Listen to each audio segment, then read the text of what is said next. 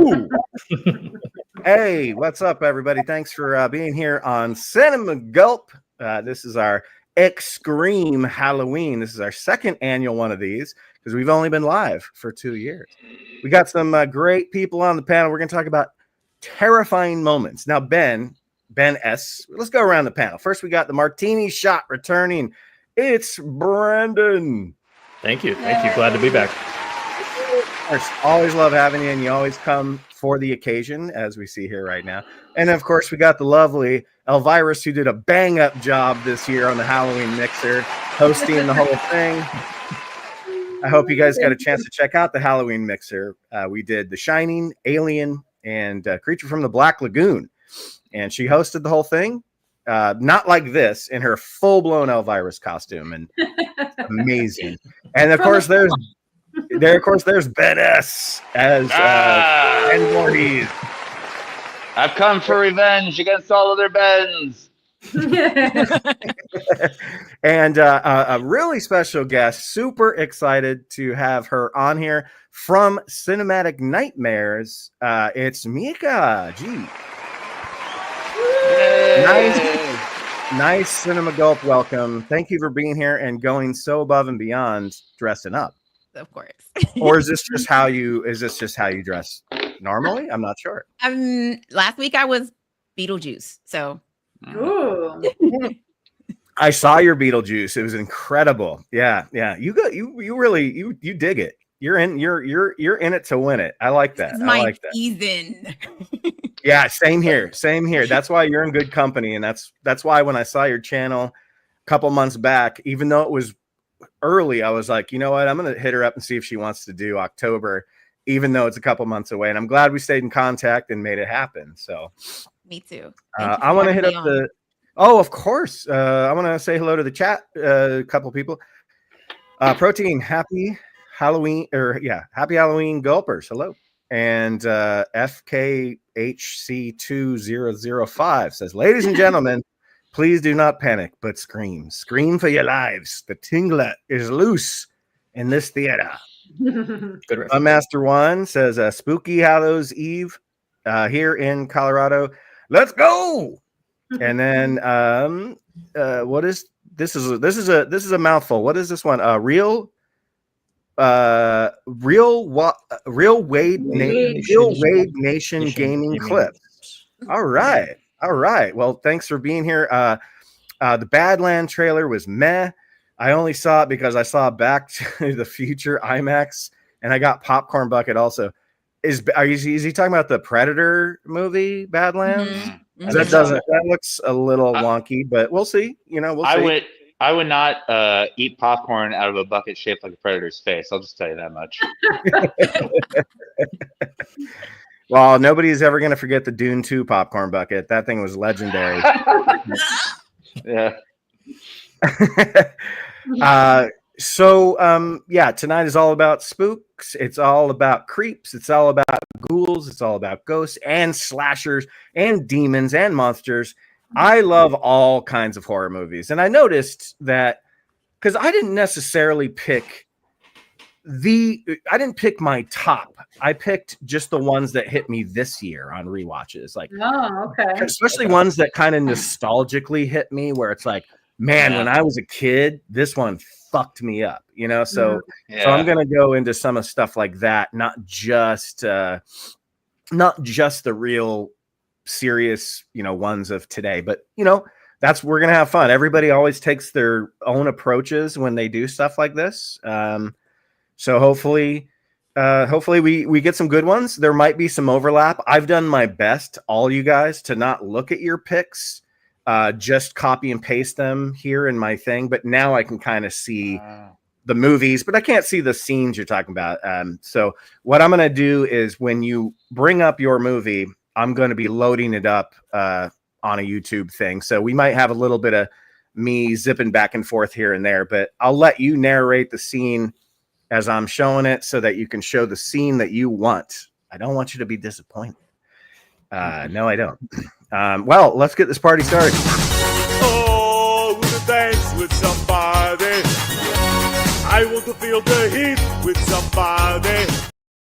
All right. Nice, Ben, nice. can you keep on doing that throughout the night so I don't get too scared? I'm all by myself over here. I'll do this every hour, Joanne. Gregory Hines? That's good too.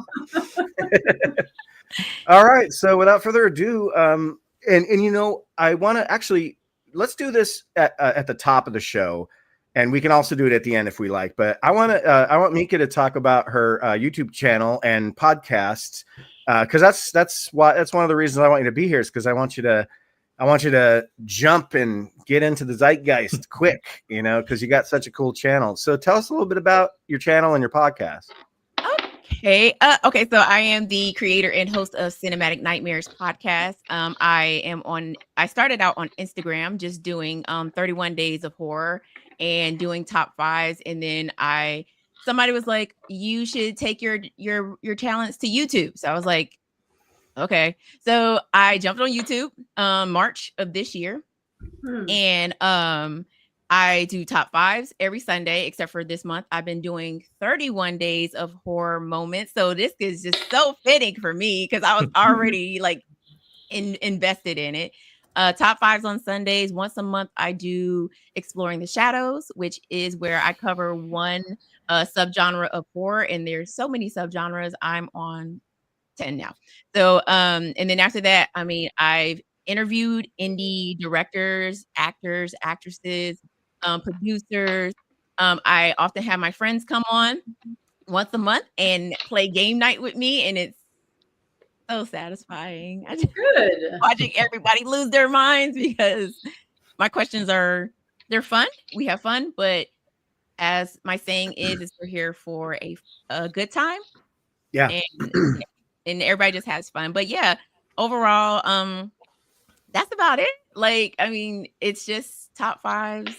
Check out her channel. Let it speak for itself in a way, because I just stumbled onto you because I'm obsessed with Session 9, and you just popped up in my algorithm because you had a guest on and you guys talked about Session 9, and I immediately started commenting on your thing and sending you my Session 9 video because I really liked what you had to say about it. I'm like, anybody who likes Session 9 is good in my book, you know? Yeah. So. And that was my first time seeing it too, because I had never seen the movie or heard of it. And Scott Frost, who is a horror author, he wanted to come on. And I normally, if I invite you on, I let you either pick a top five or your favorite movie, and we discuss it. And he picked Session 9. So, and I'm glad he did. It was a really good movie. Cool. Yeah. He was a good guest too. You guys had a great conversation. Again, another reason I wanted to bring you on. So sweet. Well, and everybody, you guys know Brandon from the Martini Shot. What do you got? I just saw that you put out a Frankenstein. I did, yeah. Yeah. So if you don't know my channel, Martini Shot, I basically review usually newer movies, and I come up with a specialty cocktail that centers around that film. So today I just put out a video for Guillermo del Toro's Frankenstein, and I made a cocktail called the Corpse Reviver number 1818. So it's kind of a riff on a classic cocktail with a little bit of green chartreuse in there and some lime juice. It's very, very nice. Yeah, that's kind of the gist of what I do. It's a really cool looking drink, as all your drinks are. Like, I know you concentrate a lot on aesthetic of the cocktail. I mean, obviously flavor and consistency and all that's, more important, but your drinks always look so cool. So thank you. Yeah, I'm looking forward to seeing that movie, and I'm looking forward to having that cocktail if and when I can afford to make it.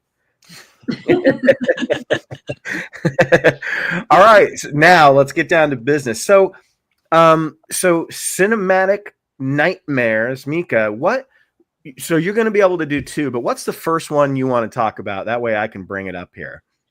The first one, my list wasn't completely scary, but I picked this one because it shocked me the first time I saw it, and it's Malcolm finding out that he's a ghost from The Sixth Sense. Okay, well, again, it doesn't have to be scary, but terrifying, and it could be your own personal way, So that's a good one. Let me bring it up right now. And go ahead and talk about it while I'm bringing it up. So in this scene, Malcolm has talked to Cole, and Cole has told him that maybe the best way that you can talk to your wife is when she's sleeping. And of course, we're not thinking anything. We're thinking like, okay, like most people will talk in their sleep. So Malcolm comes home and he sees his wife laying on the couch and she's watching their wedding video. And she starts talking and she's like, why did you leave me? And he's like, I didn't leave you. I've always been here. And then we see the wedding ring fall from her hand, or we hear it fall from her hand, and then it rolls towards him. And this is when Malcolm realizes that he looks at his hand and his wedding ring is gone, because that's his wedding ring on the floor. And that's when he finally realizes that Cole has been talking to him this whole time because he's a ghost. It's also kind of a beautiful scene too, isn't it? Yes. Yeah. Very touching in a way, because scary, because he realizes that he's been dead this whole time. And every interaction that we've watched during the whole movie where we think like, oh, his wife is ignoring him, or his wife isn't talking to him, or Cole walks in and him and Cole's mom are sitting there, and we assume that they had a conversation before Cole walked in. But like going back and looking at all of the shots, people at the funeral never interacted with Malcolm.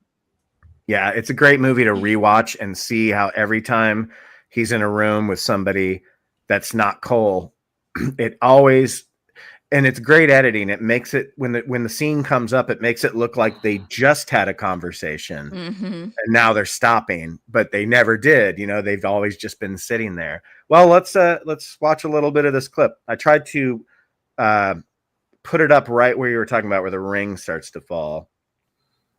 Can you guys hear it? Yeah. And the music. Oh, the music.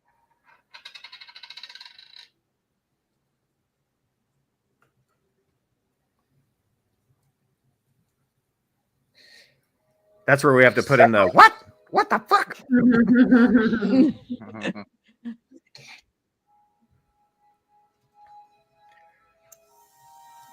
How often do you see them? All the time. They're everywhere.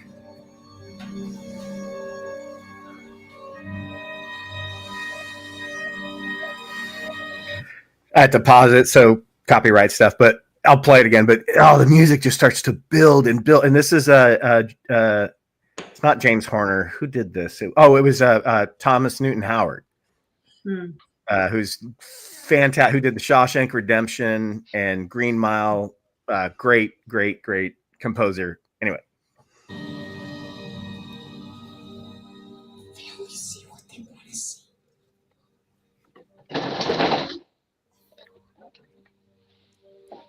Okay, Mike. Come on. Give me a minute.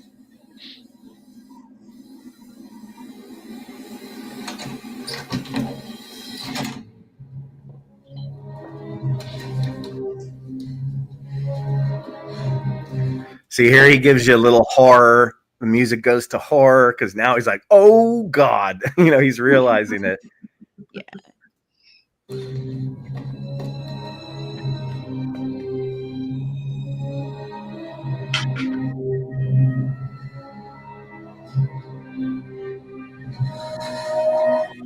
The breath.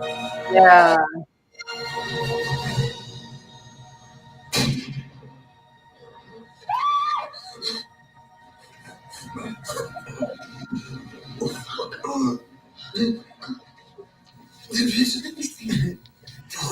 I feel like he would have survived that.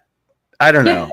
I mean, Well, it went straight through, so that's why I think he would have survived it. Like, all you got to do. I don't know. It's like in the middle of him. It probably went through his spine. No, it went through the side of his. You see where he's holding? Look where he's holding. Went through a major organ. Yeah, well, obviously it did, and the ambulance did not show up on time. But I was always like, oh, that's where he got shot. Like, okay, and there's Yeah, ways, and he was there's like ways. starting to bleed out through the back. Yeah, I know. I'm just nitpicking. I love this movie.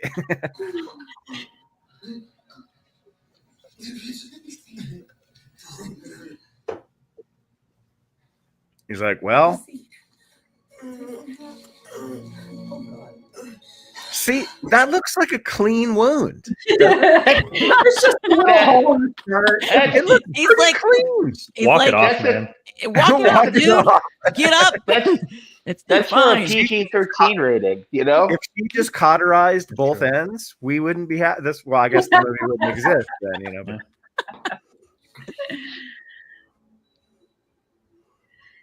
That's got to be a major organ.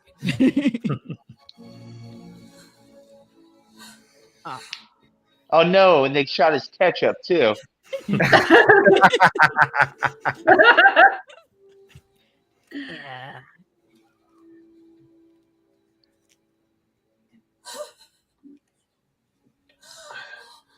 I think I'm okay, really.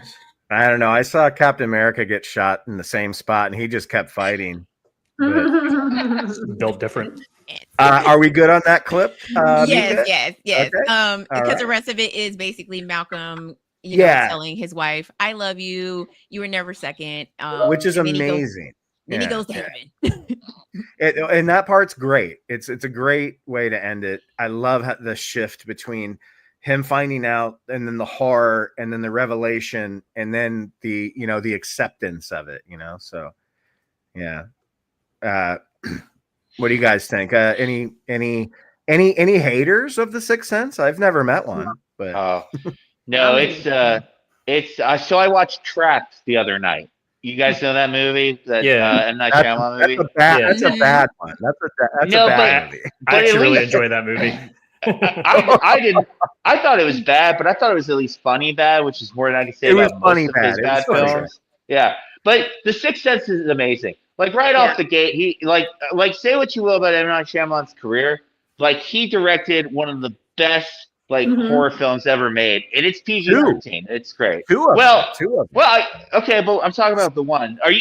No, Are you I'm talking just about saying. Signs or? Signs is a masterpiece in my opinion. But Science is good. And I love Unbreakable, but but his very first film, I mean, he was like the Hollywood Wonder Boy for 3 movies in a row too, you know. But yeah, Sixth Sense was easily his best work. It's a great movie. Little known fact: I saw this movie in 1999 when I was stationed. I was in army training at the time, and they showed The Sixth Sense on the army base, and it was a packed house. And when that scene hit, it was just like the whole audience went silent. Like, are you my soulmate? I saw this movie the weekend. So I was in boot camp in 1999. And the weekend I graduated from boot camp, I had 2 days off before I shipped out, and I went and saw The Sixth Sense at a mall in Gurnee, Illinois. That is insane. So I didn't even know you were in the military, but that's amazing. Fort Jackson, South Carolina. That's where I saw it. Damn. Yeah, it was I always remember it so fondly because it was the first movie I saw after boot camp, and then I saw Deep Blue Sea immediately after it because I kept movie hopping, and then I saw, yeah. Anyway, I'm sorry, I didn't mean to cut you off. I just like my mind was getting like blown when you're like, I just got done with boot camp and I saw this movie, and I was like, so did I. Same year. Mika, what state are you in now?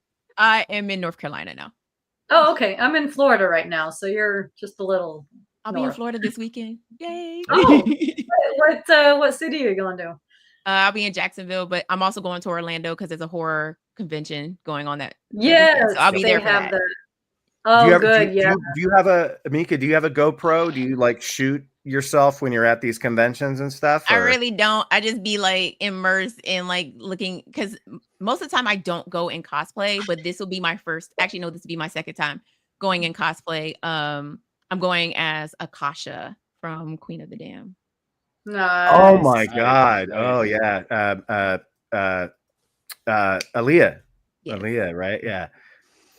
Wow, I admire that. Like, you go to these things not to just get yourself content, but because you love them, Yes. and you're just there and you're just immersed into it.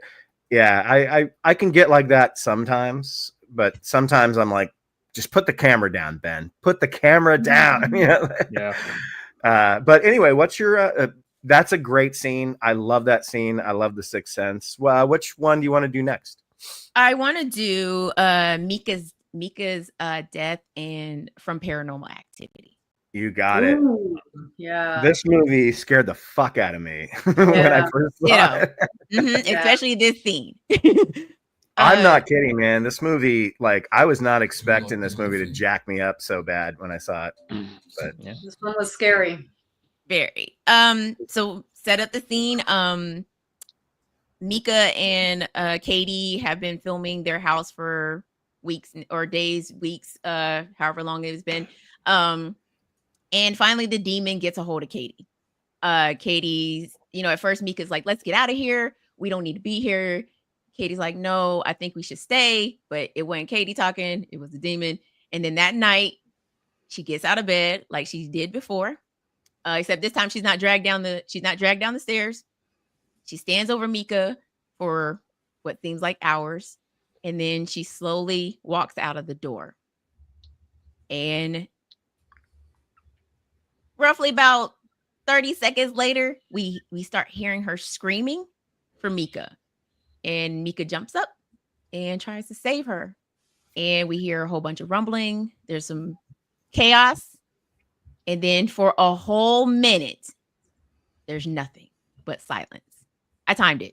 I actually timed it. It's a whole Did minute. you? It's a minute. So I can minute zip of through it. Oh, damn so it. she There we starts screaming. She screams. Mika runs and saves her. Chaos. Can I just say, Mika's a good guy. He's a good guy. Like, he's a day trader. Those guys are kind of shady, but Is he a good guy? yeah, I mean, In this I don't know. moment. In this moment, I remember critics saying that this movie is not filmmaking.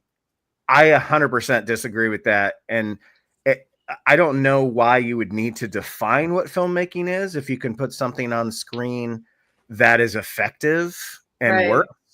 The decisions made in this movie, as non-traditional as it is, scared me and affected me so much.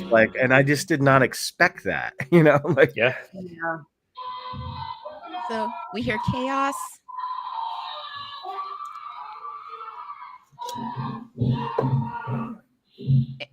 And this is where the minute starts.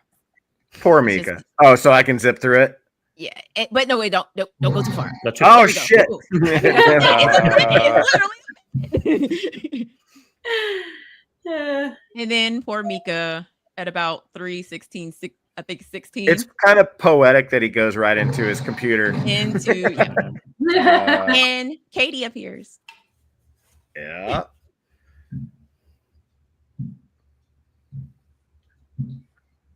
Demon Katie.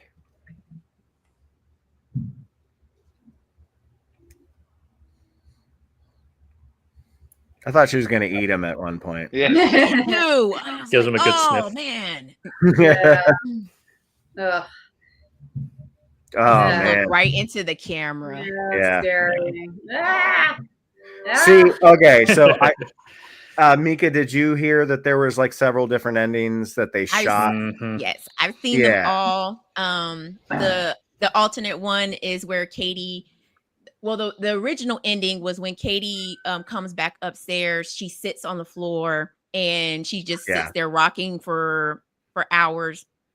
Their friend comes and finds Mika, finds her, and then that's just how it ends. And then the other one is Katie shows up.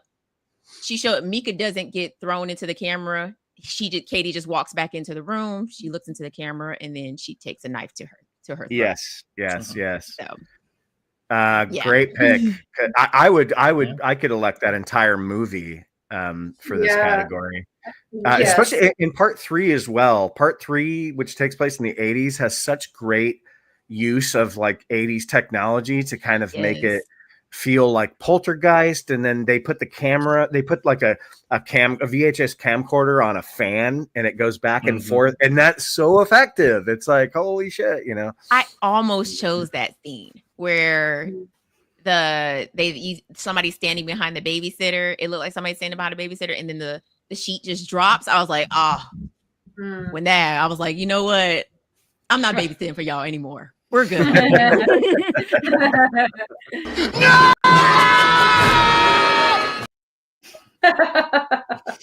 Brandon, you're up. You got 2 in a row, sir. Great picks there, Mika. Great picks. This is why they call it the cinematic nightmares. Yeah. I guess we'll go ahead and just start off strong with my all-time favorite horror movie ever. That is John Carpenter's The Thing. All right. Perfect movie, top to bottom. And the specific scene that I picked, whenever anyone kind of talks about the scariest scenes in this movie, a lot of people immediately gravitate towards the chest mouth scene, which is a great scene. Great practical effects, comes out of nowhere, gets you. But the one that I think made me jump the most when I first saw it was actually the blood test scene, because it does a very good job setting it up. It kind of blows past like that rule of thirds where it's like, okay, he tries the one and then he tries the second one, and then you expect something's going to happen on the third one, but it doesn't. And it throws you like a little red herring with one of the guys speaking up. He doesn't really think they should be doing this test, and that kind of makes you start to believe he might be the thing, and then it just goes from there. Try and survive. Crawl away from hot needles.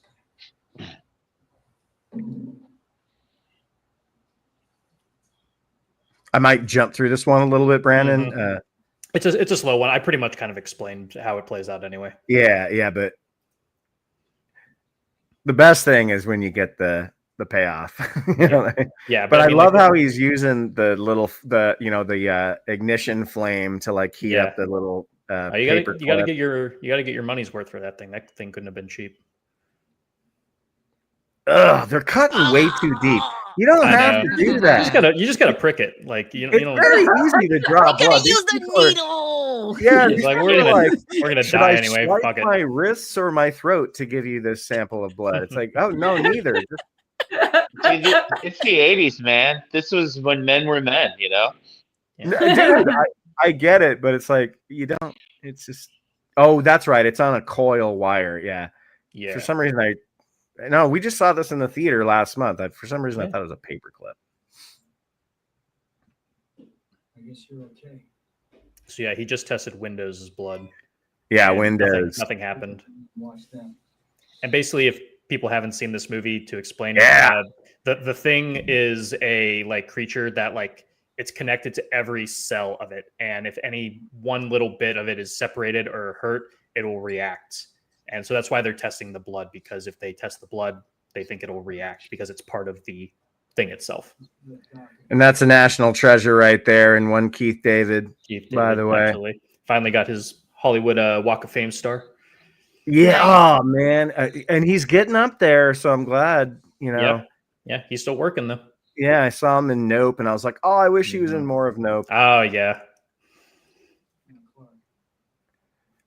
All right, I'm going to zippity-doo-dah without messing this up. Yeah, right there's good. Yeah. I thought you'd feel that way, Harry. You were the only one that could have got that blood. We'll do you last. Yo! Cue the yakety sax. And then it just goes into a very gnarly body transition. This scene is nuts. Like, you got the people. Oh!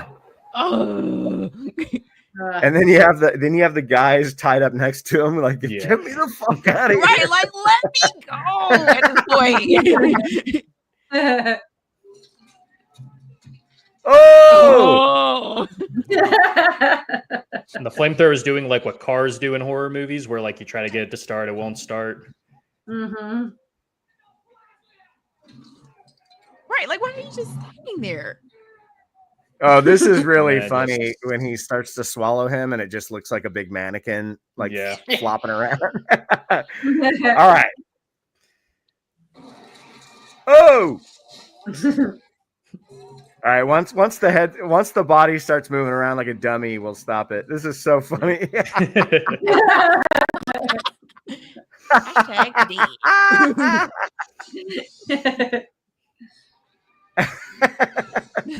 They clearly told the person in the prosthetics, just bob your head up and down and make sure you move that mannequin. Yeah.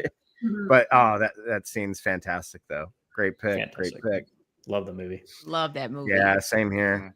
Same here. Yeah, it was so good to finally see it on the theater last month. I'd never seen it in the theater before, so it was great. Yeah, very, very jealous. It was playing at a theater near me, and I was out of town, so I didn't get to see it. So next year, hopefully. What's your next one? Next one is going to be from David Cronenberg's The Fly. Really love that movie. Yeah, the grossest movie ever made. Disgusting movie. Just some grade A body horror. And I'm usually not a huge body horror guy. I used to think I had a pretty strong stomach, but there's some scenes that definitely kind of triggered the gag reflex. And this movie has, I mean, multiple, but there's one in particular that is just so unnerving and so revolting. And it's the birth nightmare scene. Yeah. Yep. I'm gonna close I my can't eyes for watch. this one. I can't watch this movie. I can't even listen to this movie. Like, I'm gonna close my eyes for this one. It's been a while. I might too. I haven't eaten dinner yet. All right, let's do it. Give us a push. Push it up. Come on. That's it. Come on. Oh, wait. No. Oh, wait. Oh.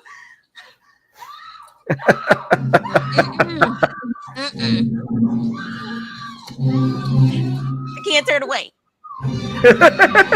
Oh! That's happy. God damn. Oh God. Yeah, it's so shocking, and thankfully it's just like a nightmare. It doesn't actually happen in the actual part of the movie. But yeah, just seeing that, I know like already this is gonna be a really insightful take for a man, but childbirth can be hell. And I just feel like that scene kind of like perfectly encapsulates, like a lot of people say childbirth is a miracle, but sometimes it is a absolute nightmare. And I think that really kind of encapsulates just kind of the horror that can come with not only the process, but just the expectations of motherhood and stuff like that. Right. Obviously it's a little bit more extreme with a gigantic worm coming out of you. But yeah, that's like one of the most revolting scenes I've ever seen. So it's always stuck with me since I've seen it. It also reminds me of a scene for a movie that came out this year called The Ugly Stepsister. I won't spoil it. I highly recommend it, but there's a scene at the end that genuinely almost made me vomit. And it is worm related. So if you have the stomach for it, maybe I'll take a big old pass on that one. Yeah. I don't might blame you want at to all. pass on that one. I recommend it, but there's a disgusting worm scene that made me throw up. Nice picks, Brandon. Nice picks. We're moving on to Ben. All right. Now it's my turn. I can't keep wearing this. I was gonna say, That's better. I can't drink beer with that thing on, you know. I can't drink beer with this thing either. I have to keep lifting it up. Need a straw. Beer straw. So I really love that the last film we talked about was about a worm baby and how disgusting that was, because my number 5 pick is Possession from 1981. Oh yeah. Love that movie, man. It's a great movie. There were like 3 scenes I was kind of torn between, and I can't talk about the ending of this film without kind of ruining it. So I didn't pick the ending, but the ending's crazy. But what I did pick was when she's down in the subway having the miscarriage of some interdimensional monster. It's hard to say. It's hard to describe. I was hoping you had seen. But yeah, it's like you get that. I love that movie, but like the first half of it is like a drama between a man and his cheating wife, and then you hit this scene. Change. Dude, when you hit this scene, the whole fucking thing flips, and you're hooked, man. This movie is insane, man. Her portrayal is great. I mean, like her performance is just so intense and moody, and in the scene, she just starts like this white liquid, like the semen-like liquid, just starts Yeah. coming out of her pores and her mouth and her ears and her eyes. It's like she cries it, and then towards the end of the scene, and she's writhing in pain and she's screaming, and nobody's down there in this tunnel. It's just her, and this thing goes on for 3 minutes. Yeah. 3 minutes of this. It's crazy and it's intense.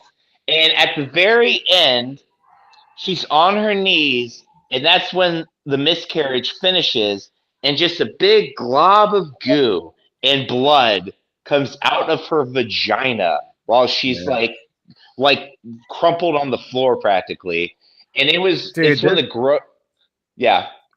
There's no other way to explain this scene aside from the director just not knowing she was going to go so hard and just telling them, keep the cameras going.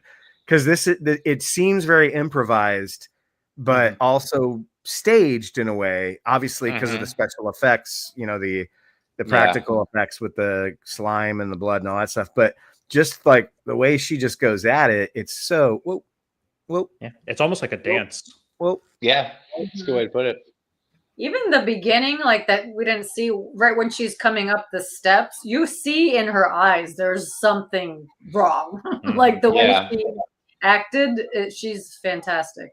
Look at all these different layers that she goes through of insanity. Yeah. This movie's a real head trip. But this scene is just one of the most disgusting things I've ever seen.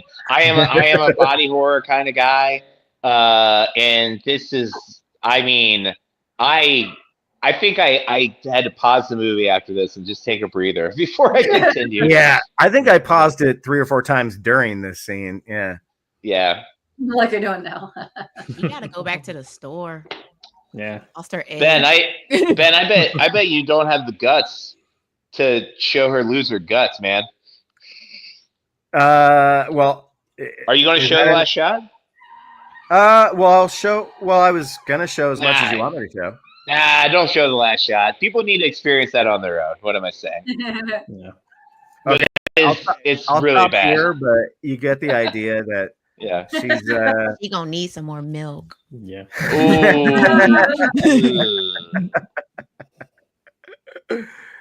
Oh man, Ben, that's a banger, man. Because I love that movie. Great movie. Great movie. That scene, though disturbing, is very, it's very well done. That's the best scene in the movie. That when you mentioned that movie, I was like, it's going to be that scene. Yeah. There's a lot of great scenes in the movie, and then once you see the film once, it changes your perspective on the first half of the film. Makes it even better to watch the second time. Exactly. Yeah. Yeah. What do you got next there, Ben? So I got The Exorcist, 1973. Y'all. So I am from rural Ohio and the son of a pastor. So a lot of religious repression, sexual repression. You're going to see some themes through these clips, right?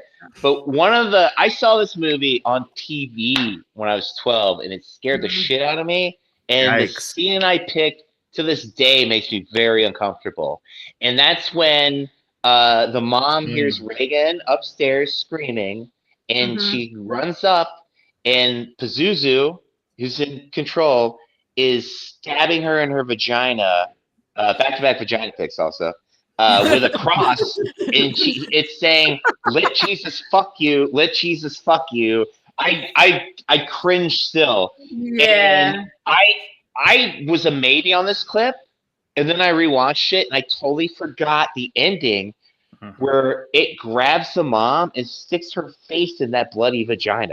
It is so gross, man. It's so William gross. Peter Blatty is going to hell. Yeah.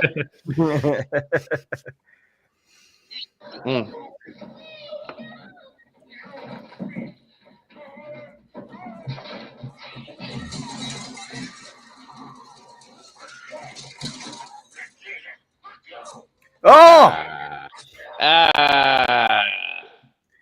Hey, you picked it. We're trying to make money know. on it. I know. I think anything, let's just sell it. Yeah. It's crazy that Linda Blair was like 14 or 15 when she did this. It's like something like that. Yeah.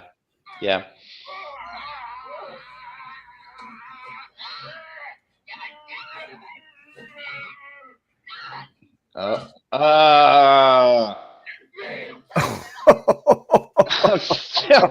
it so grosses me out, man. Yeah, it's not pleasant. Yeah. Oh, I remember this part. Oh my god. Yeah, it was. Now I'm thinking about it. It was probably more of a coin flip between this and Possession, and it just edged out Possession. Yeah. Yeah. What's the better of two evils? Yeah. Let's just Yeah, pick right. them both.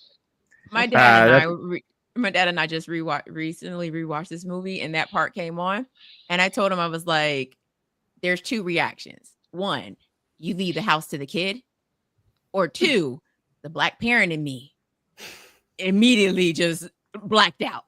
You slap me, you slap me, it's over. You and that demon finna go meet your maker." Yeah.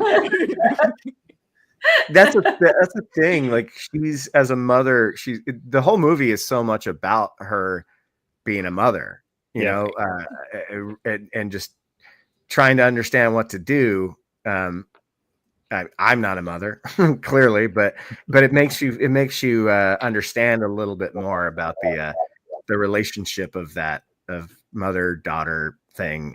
And I know that was a lot what they were going for. William Friedkin was going for was family drama, but with this, with this girl pleasuring herself with a cross, or not. That didn't look like pleasure. Whatever. Well, it's like, what's wild about that scene is, like, when you describe it, like, it almost sounds like too try hard to work. Like, if someone would to try to do a scene like that in a movie today, like, people would just be like, all right, you're just trying to, like, piss people off. Cute, scary movie too. Yeah.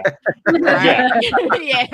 But for whatever reason, it works here. And I think it's just because everything feels so grounded. I think it's because it is that mother-daughter story at the center of it. And, like, the horror stuff just kind of, like, set dresses it a little bit. Like, if you don't believe in that relationship, then it all seems kind of silly.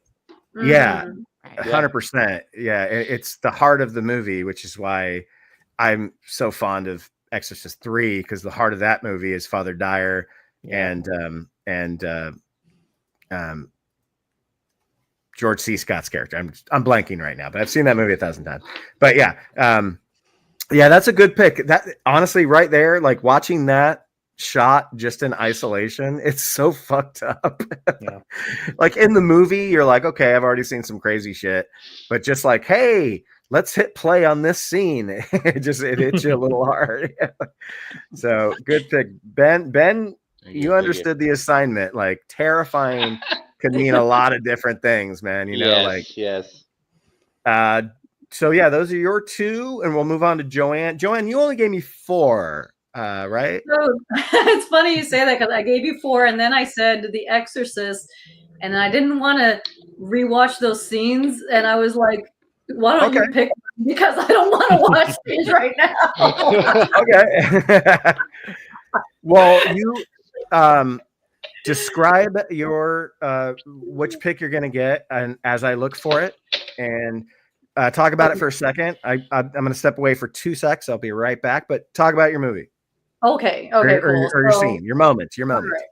Yeah. I'll start with the less scary ones, but I will say I just chose these 5 things that are, like, very scary to me personally. Like, there may be other movies that are, like, great scenes of tension or whatever, but these are things that personally scare me, just like The Exorcist does. That's possession themes are very scary to me. But the first one I'm going to talk about is actually the first horror movie that scared me in a very, very long time, because there was like many years where none of the movies I was watching that were supposed to be scary actually scared me. And the first one that scared me in many, many years after that stretch was The Ring. So yeah, it was just the way those visuals were done, like the black and white, colors, and just like the, some of the, like, whatever you want to call, like, stop motion, and just, I don't know, it was just so scary to me. And one of the things, another basis for my picks were, these are scenes that kind of, like, stay with me after the movie. Like, I can get through any movie I can get through the movie itself watching it. But the scary thing is when I'm like at home alone trying to sleep. Am I thinking of this scene or whatever? So yeah, the scene I chose from The Ring was Samara comes to you. So, you know, she crawls out of the well, which is scary enough, but then she comes through the TV. Nice. I couldn't sleep with my old school TV in the room anymore. I did not want it there. The first time I ever watched that movie was in college. Me and my roommate, we just wanted to watch a horror movie. So we threw that on because neither of us had seen it. And I kid you not, we slept with the lights on in our dorm. Yes, I did. Turn the TV away, like facing the wall, just in case. Yeah. Did anybody see the original? Ringu? No, I have not seen it yet. Ringu. It's kind of boring, right? It's not quite as. I mean, obviously, the inspiration is much to be. You know, it's thank you for the inspiration, but I feel like the American one had more of a faster pace to it. I don't know, but I don't mean to discredit it. I mean, it had the idea initially, but yeah. No, that can be typical sometimes. The foreign film, the foreign to us original. But I could be completely on my own on that one. I'm not sure, but this scene is amazing to me. It was the only scary scene in the movie, but it was scary for sure. Yeah. I mean, the build-up's great. Yeah. By this point, you think the movie's over, you know? Right. You're like, oh, happy ending, right? And then the TV cuts back on. And you're like, yeah. Wait, what? Oh. the static, you know, like the flickering and I everything. love how it has the 2001 blue filter on it. Yeah. You know, like every movie back then had just this like kind of blue filter. Sorry, Joanne, what was that? No, that's okay. It's just that's what I was going to talk about was the way it's done visually is just so haunting.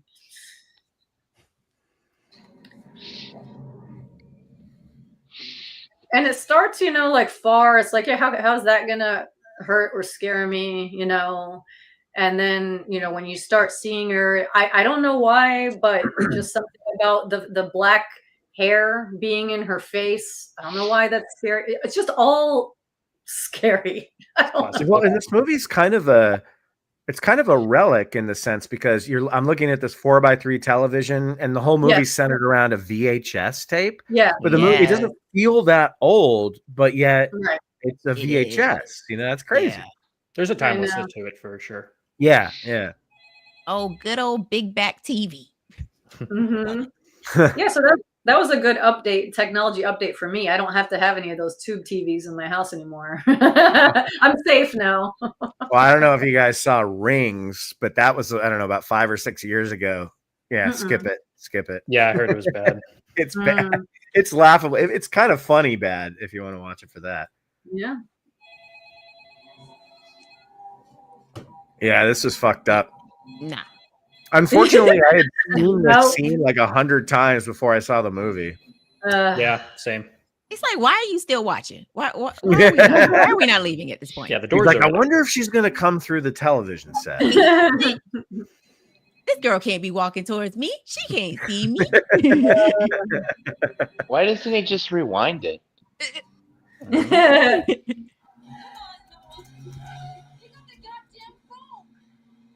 Oh, look at that cell phone, man. I'm about to say. Right. Yeah. That was back when cars required gas. You guys remember that?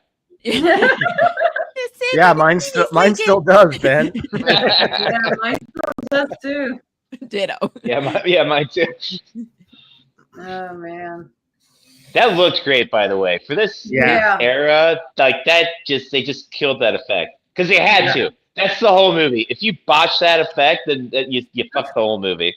It was that part right there for me. Like when you apply that blue filter to the entire movie, you're able to kind of save that special effect from looking bad. If this movie was really saturated, you would see the rough around the edges moments of that. Sorry, Mika, you were saying? Oh no, I was saying the glitch when she glitched forward towards him. Yes. Like that was enough for me. Like I was just like, I'd been I hate to be a real film nerd here, but she didn't glitch. She dropped frames, is what happened. Yeah.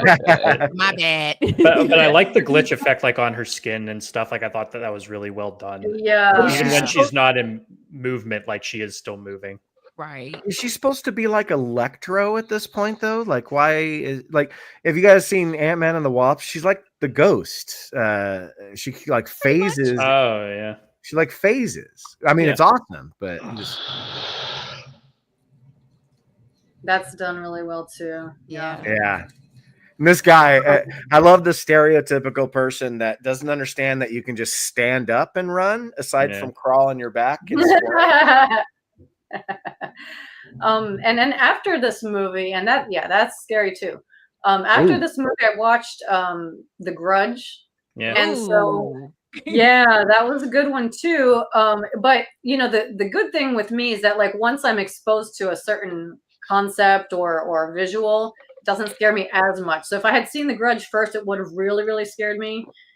There were still some scenes in there that scared me, but is that the one with Buffy? Yeah. I've never seen that movie actually. Yeah, no, it's great. good too. I like The Grudge. No, you know, and it's funny too, Mika, is that from what I understand, it's impossible. The American Grudge movie, you can't find it on streaming. They never put out a Blu-ray to my knowledge. It's weird. It's kind of like, because I know it did well, but it's like a forgotten. It's like a forgotten. Are movie. we talking about the original Grudge or the remake with Buffy? The one with Buffy. Yeah. I just watched it on Tubi. That's so good. Okay. Yeah. Tubi would probably have it. Tubi's an anomaly. It has everything. Yeah. I just watched it on Tubi because I was doing something else. I was misinformed by one Dan Merle. That son of a bitch. But that's a great pick, Joe, because that's the best scene in the movie for me. Because most of the movie is just kind of like a gothic mystery with that elevated horror element of like the 7 days and all that stuff. But you know they're gonna figure that out to an extent. So it's great when you get that final ending where it's like, oh yeah, and that guy was annoying anyway. Why Noah gotta be annoying? Oh man. So sort of going with that theme, but not exactly. So you know how Mika, you and I were very scared when she like dropped frames forward, right? So something I started seeing in some movies that I watched in the last couple of years were it's really scary when they run at you. Like I hate that when they just run towards you. So so the next scene I was gonna talk about was in the movie Cobweb. Love that movie. Love that movie. The newer one, somewhat new, and it's the scene with the kid having the nightmare. I love Cobweb. Yeah. And I love it's the like cast. It came in at the right time. Happy All Hallows Eve. Yay. Let's see. Loving the picks, guys and gals. Nice new addition. Yes. Yeah. She's crushing. She's crushing. You can thank me for that. I invited her on. Call me.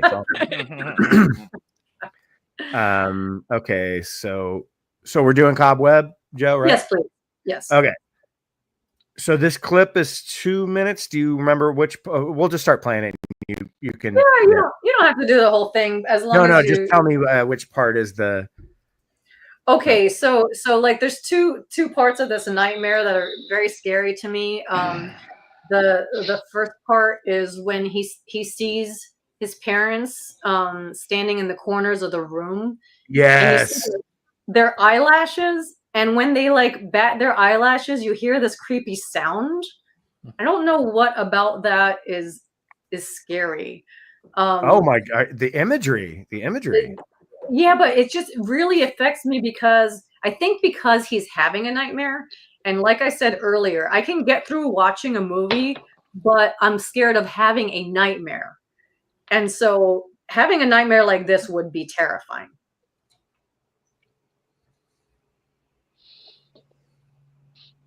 Yeah, this movie's got great atmosphere. I don't know who else in this panel's seen it, but it's really good. I have actually not seen it. I would. Oh yeah, I recommend it. Yeah, I highly recommend it. And it takes place on Halloween. That's Perfect. Oh yeah, just seeing her walk by like that's scary too.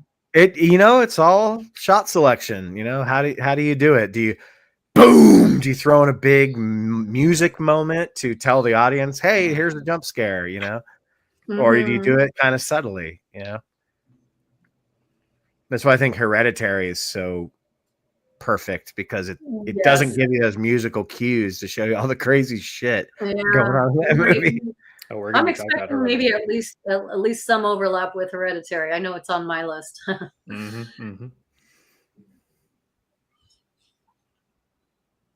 So yeah, it does take a little while. I guess most of the scary stuff. Here it is. Yeah, here it is. Yeah. See, and it doesn't go. Bwah. No. Yeah, and that's what's his name. Good actor. The guy plays Highlander. Oh. Yeah. From The Boys. See this? Anthony Starr. That's Anthony Starr. Yeah. Oh shit. And then Lizzie running. Fuck that running! I hate that. And that's running? and let it continue. Just play it out, because you got it. Absolutely not.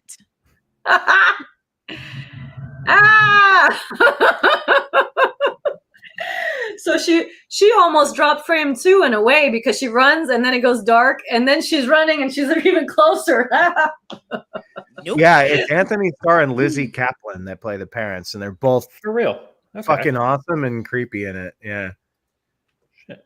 Good pick, Joe. That movie's badass. Thank you. Yeah, and of course these are always scarier while you're watching the movie.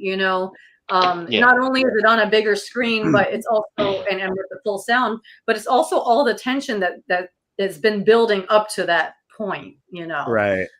So I think it's much worse when you're watching. Yeah, out of context, it could be. I can still see it like it's effective to people watching it, but out of context, it does change it, because when you sit in your couch in your living room and everything's dark, or you're sitting in a theater or something like that, and I always say when you're in a movie theater, the theater's wrapped around you.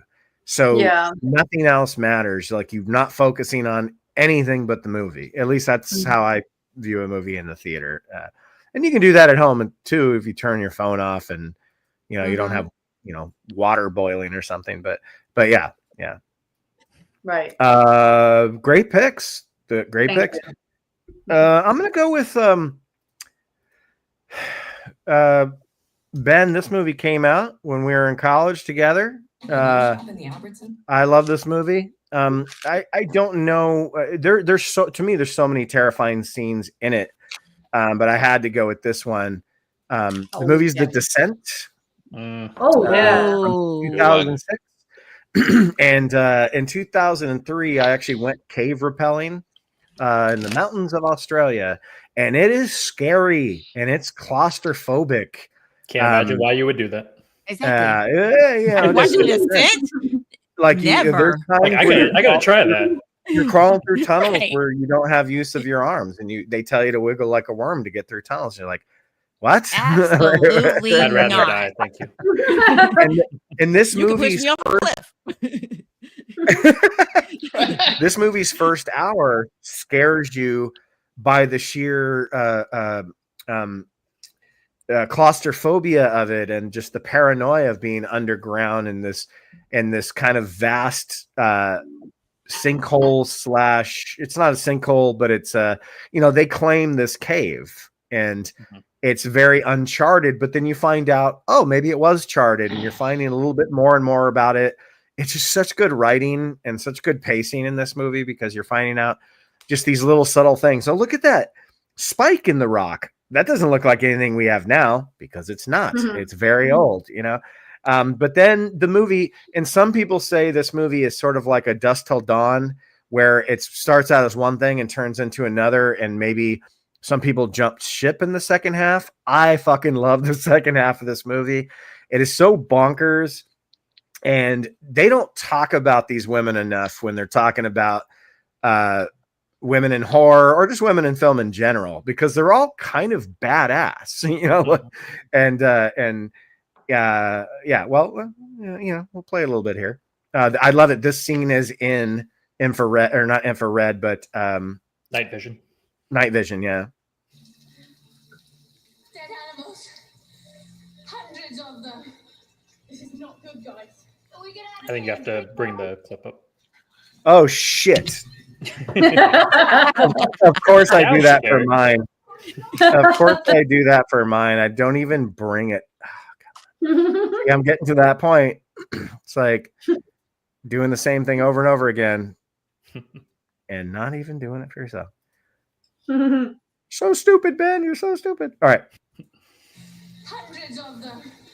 This is not good, guys. Are we gonna have to pay him which way? And if I've seen this movie, if you've seen this movie, I say justice for Juna. I say justice for Juna. I don't like how they painted her as this villain just because she slept with the main character's husband. She's a badass, and she's the only one that keeps most of them alive. Right. Justice for Juna. And she's not terrible to look at either. So What do you mean? There's no breeze. It could be any one of these tunnels. Take your pick.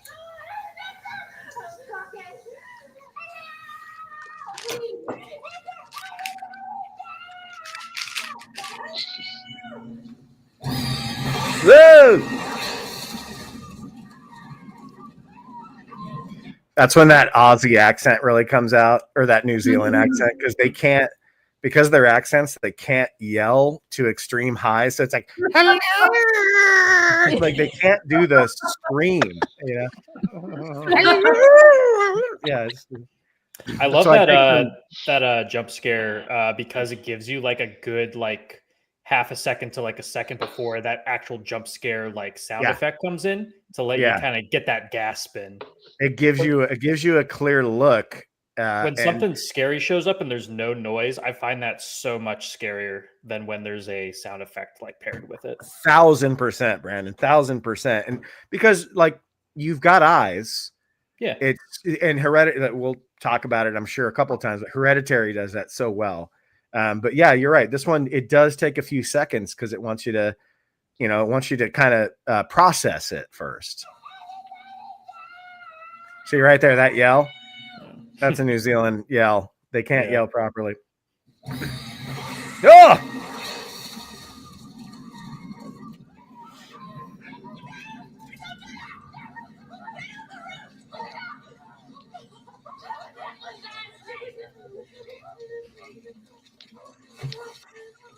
Oh, I love this movie. To kind of build upon what you said earlier, Ben, about like how they're all like badasses and stuff. I think that kind of like heightens the horror of the film because you have these like very competent women who like can handle like stressful situations and stuff like that, and throwing them into something like this makes it even more terrifying, where like the average person would be dead in a second. And like it kind of reminds me almost of like Predator, where like you have like these very like capable like characters who are badasses, but they're up against something that they can't really confront. And they can't be taken down by the means that they're used to.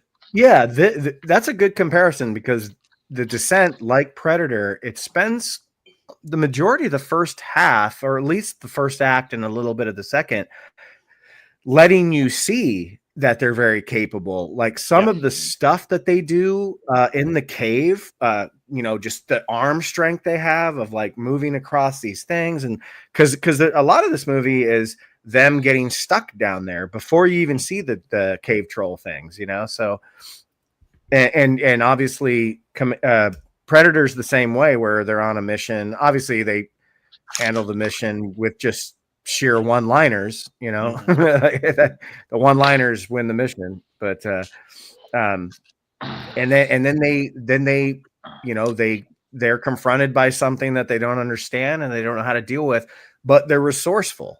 So that's a great comparison. Yeah, Predator. I never even thought of that. Yeah. And there was a Descent 2, which is not terrible. It's actually directed by the editor of the first movie. So it does have a good pacing to it. But unfortunately, it adds a bunch of American like rescue mission guys. And you're just like, oh, God. But it's not terrible. It's not terrible. Yeah. But it's just don't watch it. Watch the New Zealand version of the Descent, not the American version. Better, and then that's all you need. Yeah. So next one I picked is a movie that I don't know if Josh is still here, but me and him saw it in the theater in April of 2015. It's called It Follows, and this movie was the scariest movie I've ever seen in a movie theater in my adult life. Wow. There was something about it that just pulled me in and did not let me go. It was extremely tense and full of paranoia. Yeah, I got you, Ben. I don't know where my phone is, Ben. Hang on. What? Yeah. Oh, I just got your. Oh, wait. Never mind. What are you talking about, man? No, I didn't text you. Oh, I'm sorry. That said Elvirus. My bad. Then who I was just thought hang on. Sorry. Sorry, guys. I got like 10 screens up at once. I call It Follows the STD horror movie. Should be required. Oh, Joanne, I just read that. That's not surprising. That's not surprising, I guess. Yeah. I mean, we're still on the air. Okay. All right. I guess we got some copyright bullshit because of the clips that we're showing. I figured that would happen, but but I can tell that we're still on the air. Oh, as long as people can watch it. Yeah. Let me see. Yeah. Let's see. Man, that happens fast, huh? Well, yeah. I mean, we were kind of going, Ben, when you had told me like let's do clips for this one, I kind of knew this might happen. But yeah, we're still on. I don't see. I didn't even know it worked that way. That's crazy, man. Mm-hmm. Yeah, you can't fuck with too many. Like I didn't get a chance to do a copyright check on all these to see if they were good to go or whatever. But yeah, I'm looking at it right now. It says public live. Everyone can see this video. Anyway, let's continue. But what were we saying? We were saying It Follows. Yeah. What's that? The STD. Oh, It Follows. Yeah. STD movie. Yeah.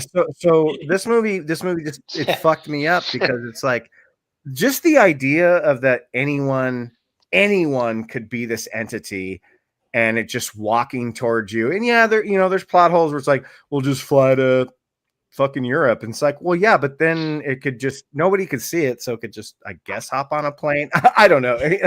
None of that stuff matters. Well, the particular movie that it's set in is people that can't travel because they're broke and they live in 8 Mile, Detroit. So they don't have these options of people saying like, well, just go to here and go to there and go to there because it will find you. These people are grounded. They have cars that barely work. So, that's the way it works. But the scene I really wanted to show, I can't show because there's a lot of nudity in it. And that's the scene where Jade is first told about, like, she just slept with the guy and then she wakes up and she's tied up in a wheelchair, which is already fucking terrifying. And then he explains to her basically the plot of the movie. But he does it in a way that's very organic and makes sense as characters. Mm-hmm. And then he spots the entity and it's just a naked woman walking through the tracks and then coming up, and she's just like, what do you want? What the fuck's going on? And it just keeps walking towards her, but he just wants to show her that. And the lighting is so good and the flashlights are so good. And then the fact that they have the camera kind of resting on Jay's lap as he's pulling her out of the scene. And then you end up seeing the entity behind them. But I couldn't show that scene. Well, apparently we can't show any scenes because I guess as far as Josh goes, we're not on the air. But it looks like we are to me. But I'll try to play a little bit less of the clips, just in case, because I do know for rewatch this probably won't be very useful because of all the clips we're showing, but I don't care. We're having fun tonight. That's all that matters. So the other really scary scene, and so much of the scares in this movie have to do with that disaster piece score. I did a whole video on this on my Film and Vinyl series where I break down how he made the score, why he made it the way he did, like what he used to make it, which was all very interesting to me. I don't know how interesting it is to anybody else, but it was interesting to me. If you guys want to check it out, just click on the Film and Vinyl playlist. But anyway, so this is where Jay is, she just got, she just saw like her friend as the entity pissing herself in the kitchen, and now she's locking herself in her room. She's got some friends over because they're worried that she's losing her mind. But she is not losing her mind, but they think they are. They think she is because they can't see the entity.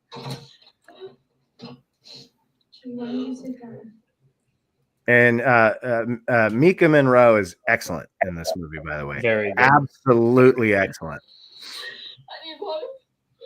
Oh my god, I need water. Hey, I'll get you some. No, stay here.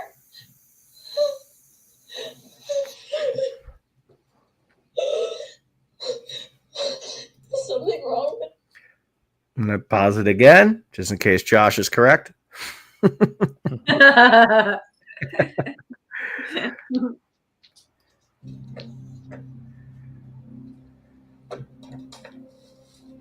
I've got the soundtrack on vinyl, by the way, and it's just amazing to play when you're carving pumpkins on Halloween.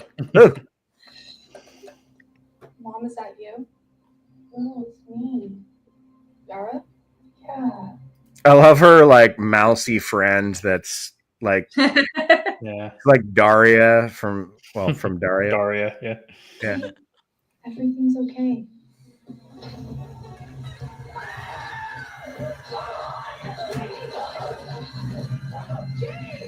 What are you doing? See, in context, that one might not really be that scary, but she's been waiting for this entity to reappear somewhere in the house, and then this big tall fucker just shows up, in the background. And when you're watching the movie, you're just it's crazy. It's crazy. I like that the entity it's like trying to like slowly like track you down and kill you, but sometimes it has a little bit of fun. Sometimes it's just like, I'm gonna be a 7 foot tall like guy. Which what kind of like makes the scene a little less scary for me now is every time I see him, he looks exactly like Tony Hawk. That's who I like picture it. He's gonna do like a kick flip when he gets in the room and get some style points. But a giant Tony Hawk. Yeah, giant 7 foot Tony Hawk. He is very gangly, like kind of like a Kevin Nash Tony Hawk. Yeah, I get it. Yeah. Where is Scotty? Hey, Black Phillip.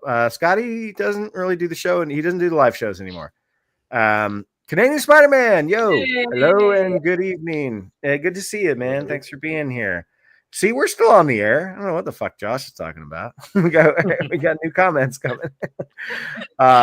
So Mika, thank you for being patient. You have another 2 that you can. I love your next 3, by the way. Love them, but I'm not going to say it. I'm not going to say it. So which one do you want to do next? I want to do the sunken place from Get Out. Ooh, all right. My favorite movies. I know Joanne. Joanne loves this movie. As do I. So you want to talk about a complete mind fuck? It's the sunken place from Get Out. So I can go ahead and set it up. Yeah, please. Sweet. So Chris has been invited to his girlfriend's place, and she meets the parents, and he goes outside to smoke a cigarette. He comes back in. Her mom is sitting at a chair, and she's like, "Come sit with me and talk for a while." Mm-hmm. And you're thinking like, "Oh, they're just gonna have like a friendly conversation." And then she picks up that teacup, and she starts stirring. Now, at first, you're just like, okay. First time I saw this movie, I was annoyed by that teacup stirring. I was like, man, if she don't stop with this damn cup, like, what the hell? Like, drink the tea, lady. So she's talking to Chris, and her voice slowly starts to drop. And he asked her how does this hypnotizing thing work? Do you hold like a little watch in front of me? And she's like, no, I just talk. And so as she's talking, she starts asking Chris personal questions about his mom, about the day that she died. I don't know how she knew this information, but whatever. And then Chris realizes that he can't move. Okay, he realized that he can't move now at this point. And you can just go ahead and skip all the way to the sunken place.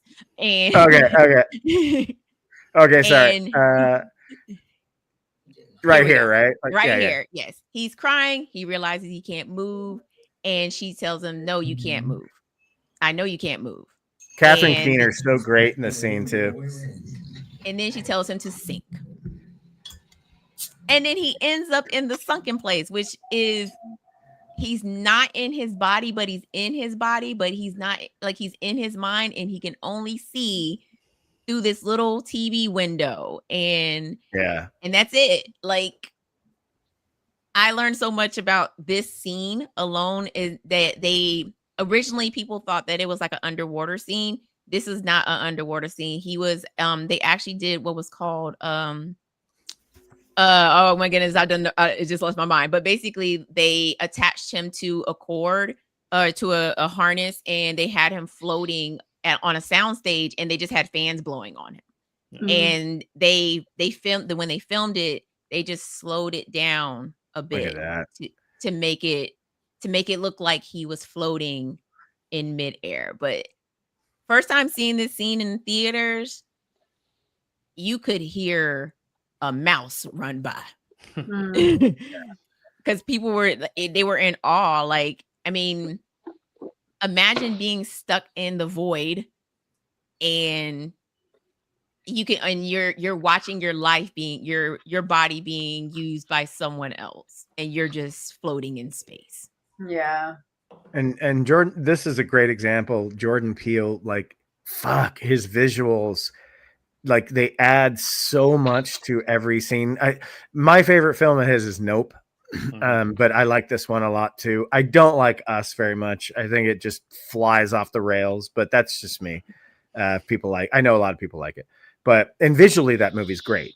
Just the story gets a little wonky, but this scene right here is such a good example of like Jordan Peele just like thinking outside the box and being super creative. And because this could have been a simple optical trick of just somebody in their own mind with lights and stuff, but it's so interesting.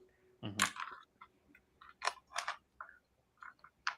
And then here's that part you're talking about where he's like, sees her on like a TV. Yeah. And then she gets up from her seat and she says the infamous line, "You are now in the sunken place." What?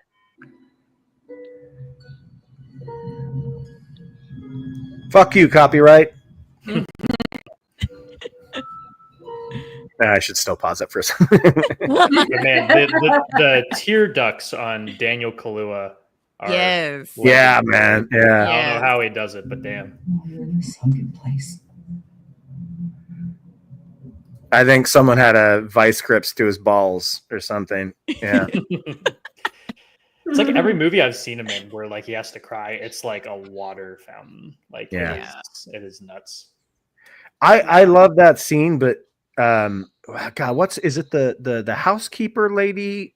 She freaked me the fuck out in that movie. Oh yeah, Georgina. Yeah. Like, no, and then she starts crying, and I'm like, wait, what is happening here? That's a great movie, great premise. I love the ending of that movie where it basically turns into kind of a revenge slasher movie. It's fucking great. Yeah, very satisfying. Yeah. Love it. Which one do you want to do next there, Mika? You have 2 left, but we'll hold the final one for the end. Glenn from Nightmare on Elm Street. Yeah, I love that she's got the Glenn bed. Which is a great optical illusion that they did. So first time seeing this movie at the tender age of 5 years old. I slept in a bunk bed, so you ain't gonna get me. You gonna get the person that's sleeping on the bottom bunk, which was my sister. So, first time seeing this scene, I'm 5. Didn't scare me. That's crazy. But Glenn is in bed. He with a big back TV sitting on top of him. Which how Back in the day, I guess you had those TVs with the handles on them. I guess I don't know. But who goes to sleep with a big back on their chest? I know. It's gonna cause like the radio waves. Like he's got like testicular cancer or something. Like, If Ray doesn't get him, like yes. his balls will. Yeah.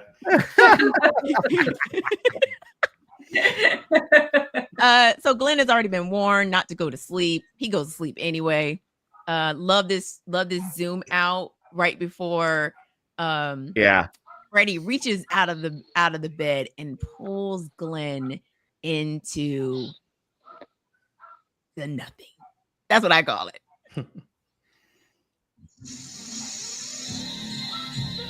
Yeah.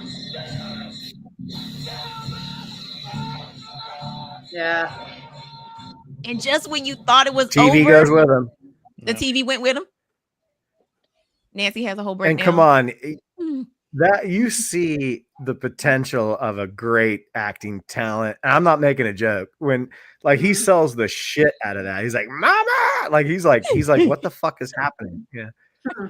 And just when you thought it was over, Freddy says, "Nah, get this. You're gonna get this geyser in your life." Well, I love the build up to that scene where like he wants to be. I guess he's Nancy's boyfriend, sort of. They don't really. They're boyfriend, girlfriend, but he wants to be there for her, but he doesn't quite believe her, and he shouldn't, because he's not. He hasn't seen what she's seen. So he's just kind of like, all right, fine. So he puts the headphones on, and then his mom comes in. And he's like, I'll go to bed soon, Mom. Miss Nude America's coming on. It's like, wait, what? You're right. What did you just say to your mom? All right. That scene is great, though. Oh, now we have to watch the payoff, though. Yeah. The payoff is the best part.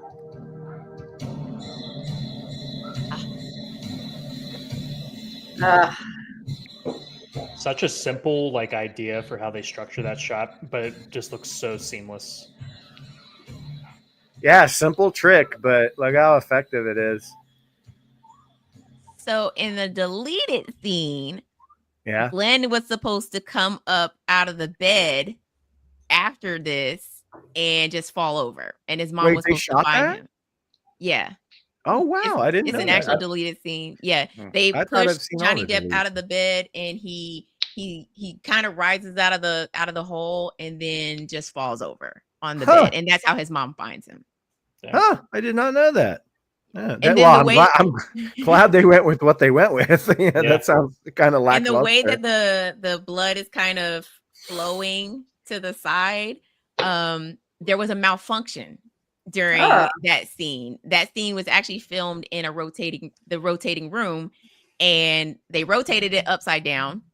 All of the blood fell to the bottom, and because of the light at the bottom, it electrocuted the person that was pouring the Whoa, no way. Yeah, it electrocuted them, and then it started to malfunction, and so the room started shaking back to back because of the weight of the water or blood, water, whatever you want to call it, and it was going out the window. It went out the window, got the crew out the window, and it was just going back and forth, like, shaking. And that's why we got the scene where it kind of looks like the blood is kind of like flowing to the side, and Wes Craven kept it. Yeah. Which works so good. Sometimes you get those happy accidents. Yeah.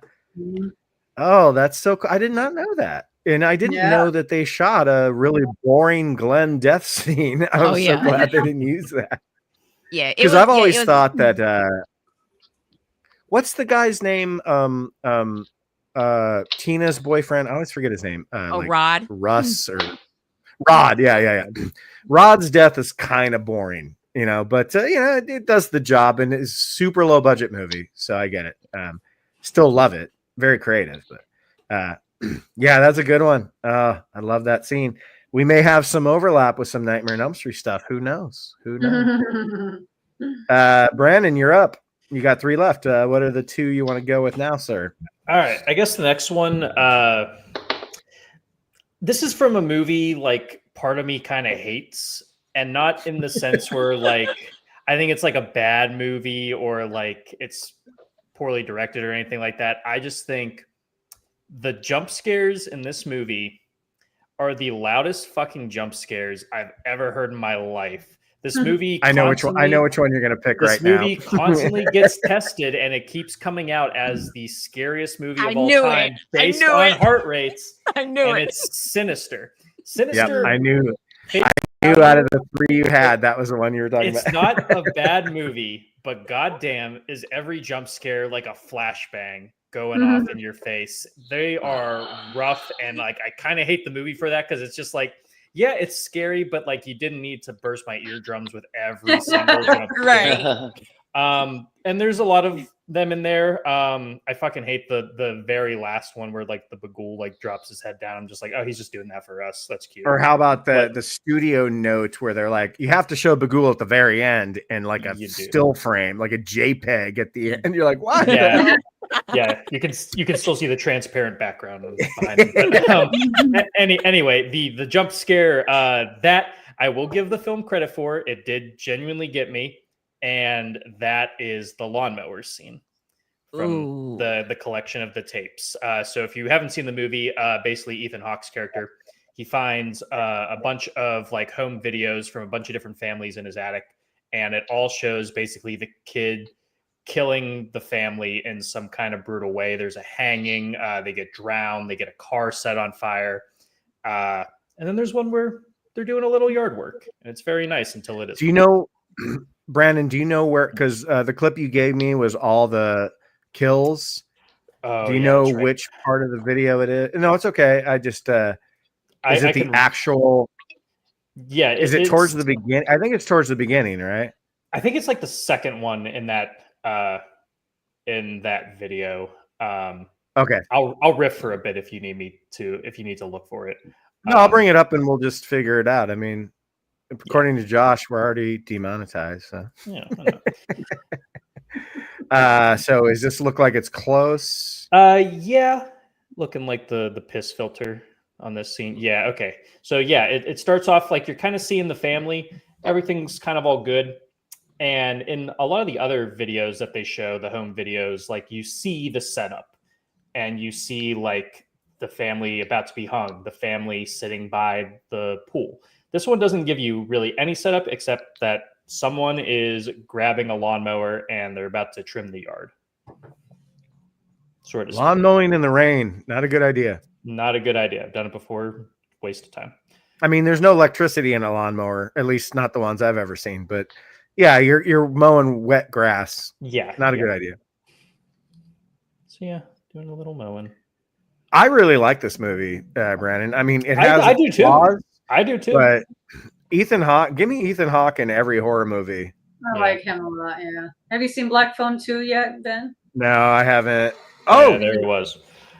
Yeah, so that just kind of comes out of nowhere. And in case you miss it, there's the loudest scream you've ever heard in your life paired alongside it. So as much as that sound effect really pisses me off, I have to give it credit. Like out of all the other jump scares in the film, it's probably has the best setup, best payoff. Super disturbing, obviously, like a lot of the tapes in that are. So even though I have mixed feelings on some of the aspects of Sinister, I gotta give respect where respect is due.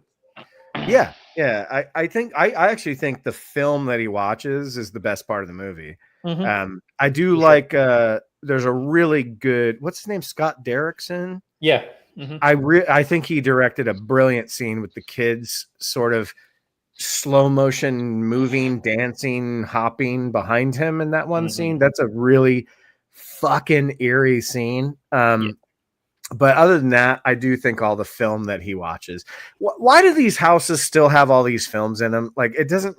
No one went through the house before they sold it. Yeah, nobody went through the house and got rid of the film or whatever. Yeah. It's fine. The realtor was like, that's not mine. I'm just going. The realtor is probably like, you know what? people died in here. I know that brings the value of the house down, but we have film of the people being killed. Maybe that brings the house back up. The Bagul just slides him like 100 and he's like, you didn't see anything up there. You saw nothing. But yeah, that movie's got some really fucked up shit in it. So I'm not surprised somebody had that on their list. Yeah. What else you got? Next one will be a movie I saw in college. It came out while I was in college. That kind of revitalized my interest in horror. I was into horror when I was a little bit younger, when I was probably too young to be into horror. And as I started watching kind of newer modern horror movies, I just was kind of like, it's all the same shit. Like, I don't really vibe with this anymore. But then a movie called The Babadook came out. My freshman year of college. Yeah, that like kind of opened my eyes to kind of realizing that horror could be way more than the stereotypes and the cliches that I think a lot of people associate it with it. And there's other like movies that have done similar things to The Babadook before. The Babadook, Don't Look Now is a great like kind of like grief metaphor, kind of like horror movie. Very, very good movie. But yeah, keep talking.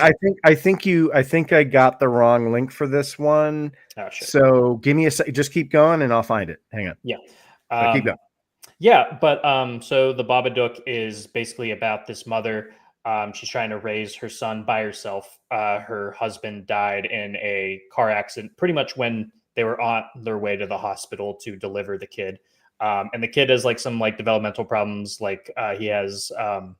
He's just a little off and like he's a little bit of a hassle.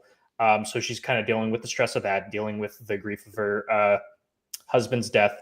And that's when a little pop-up book just kind of like shows up in their house called Mr. Babadook. And it kind of just describes this guy in like a top hat, kind of looks like a juggalo a little bit, who just is kind of like, he becomes this whole metaphor for kind of like the grief that she's like feeling and how it's just like, not something you can ever really move past, but something you have to learn to live with.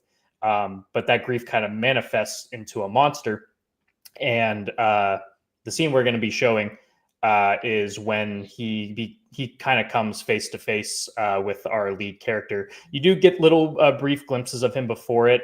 There's a really good scene that I almost put in this place where she's doing dishes and looking across the yard, sees into her neighbor's house, and she sees the Babadook just kind of standing there. In the darkness, she sees like an old like silent movie, black and white kind of thing playing on her TV, and the Babadook's in there. She even just sees like a coat hanging at like a police station, and she mistakes it for the Babadook. So a lot of really striking imagery in there, a lot of references to like German horror with a lot of like the angular designs, a lot of attention to darkness and shadows. I know we were talking about Hereditary. I think Hereditary took probably a lot of inspiration for how to design its scares from the Babadook, I would say. So, Brandon, are you talking? Is the scene because the scene that or the link that ended up showing up was The Fly 2 again? Oh shit! Okay. So, it's all good. It's all good. I can probably look you it got up it? Right. Yep, I got it right here. Is it called The Babadook, A Nighttime Visit from the Yes, Babadook? it is. Yes, it is. Okay, I got it then. Okay, cool. That's what I thought. Yeah, dude, I agree with everything you're saying. I show this movie to people, and sometimes they don't quite get it, and they're dissatisfied by the ending. Yeah, I've heard that kind of a lot, but this movie is fucking amazing. It's about mental health, basically, right? I mean, grief. Part of it. And like my thing that like I kind of like started to realize about horror at this time when I saw this is just like horror doesn't need to specifically be this haunted house of just things jumping out at you. Like it can be so much more that uses just kind of like the established aesthetic and themes that kind of come with the horror genre, but it can be about anything. A regular haunted house has been done. That's one of the reasons that I'm a defender of Insidious, because it says the house isn't haunted. Yeah. He is. Dude, the cinematography of this movie is awesome. It's so great. Yeah, it's very comic booky or like a graphic novel look. Yeah, especially and the design of the Babadook. Yeah, and I like that everything feels like a very intentionally designed set. Like, you know, this house was constructed specifically for this movie, so it could play out a certain way. And she is absolutely incredible in it too. The Yeah. mom, she's so good. Yeah. This is one of those. What year did this come out, Brandon? 2014? 2014, I believe. Yeah. This is one of those first of what they call nowadays elevated horror, where it's not. I know people don't like that term. I mean, I don't mind that term because it's a subgenre, Yeah, I think people associated with it being like pretentious horror. Yeah, I mean, It Follows is considered that as well, but yeah, it's just you can call it smart horror. How about that? Yeah, but even then, it's just like, I don't know. It's just like it's letting you think a little bit, which sometimes horror doesn't really want you to do. Sometimes it's just like turn your brain off, accept the circumstances, and just roll with it. I mean, Wrong Turn from 2003 didn't make you think? No, I like that movie. It made me think about watching a different movie. But yeah. Oh yeah, this scene. It's great. But yeah, what I love about the scene is it just kind of reminds you of those nights when you're like a kid and you're just wide awake. You're hearing noises you can't exactly like pinpoint, and you cut all the lights on. Yeah. Yeah. Yeah, and it's just like the darkness betrays you. Like you can't get a good eye on like anything, and it's just like it's just always worst case scenario is what. And when Derrickson wants to show it to you, he uses highlights and shadows right up until that very moment because he doesn't want to expose it too much and make it seem like it's some goofy CGI image, and you can tell. See right there, man. Just hide under the covers. Everything will be okay. Yeah. It didn't work in The Grudge either. Okay, Joanne, this is one of the movies I was telling you about where I had a girl over here one time, and I was like, "You ever seen the Babadook?" She never heard of it. And then right here, the voice. She goes, "Turn it off. Turn it off." As soon as she heard that voice, she's like, "I'm done." Nope. Yeah, it's a terrifying. It's a great sound mix, whatever it was. Yeah. Yeah. A little bit of stop motion. Love it. Just all using shadows.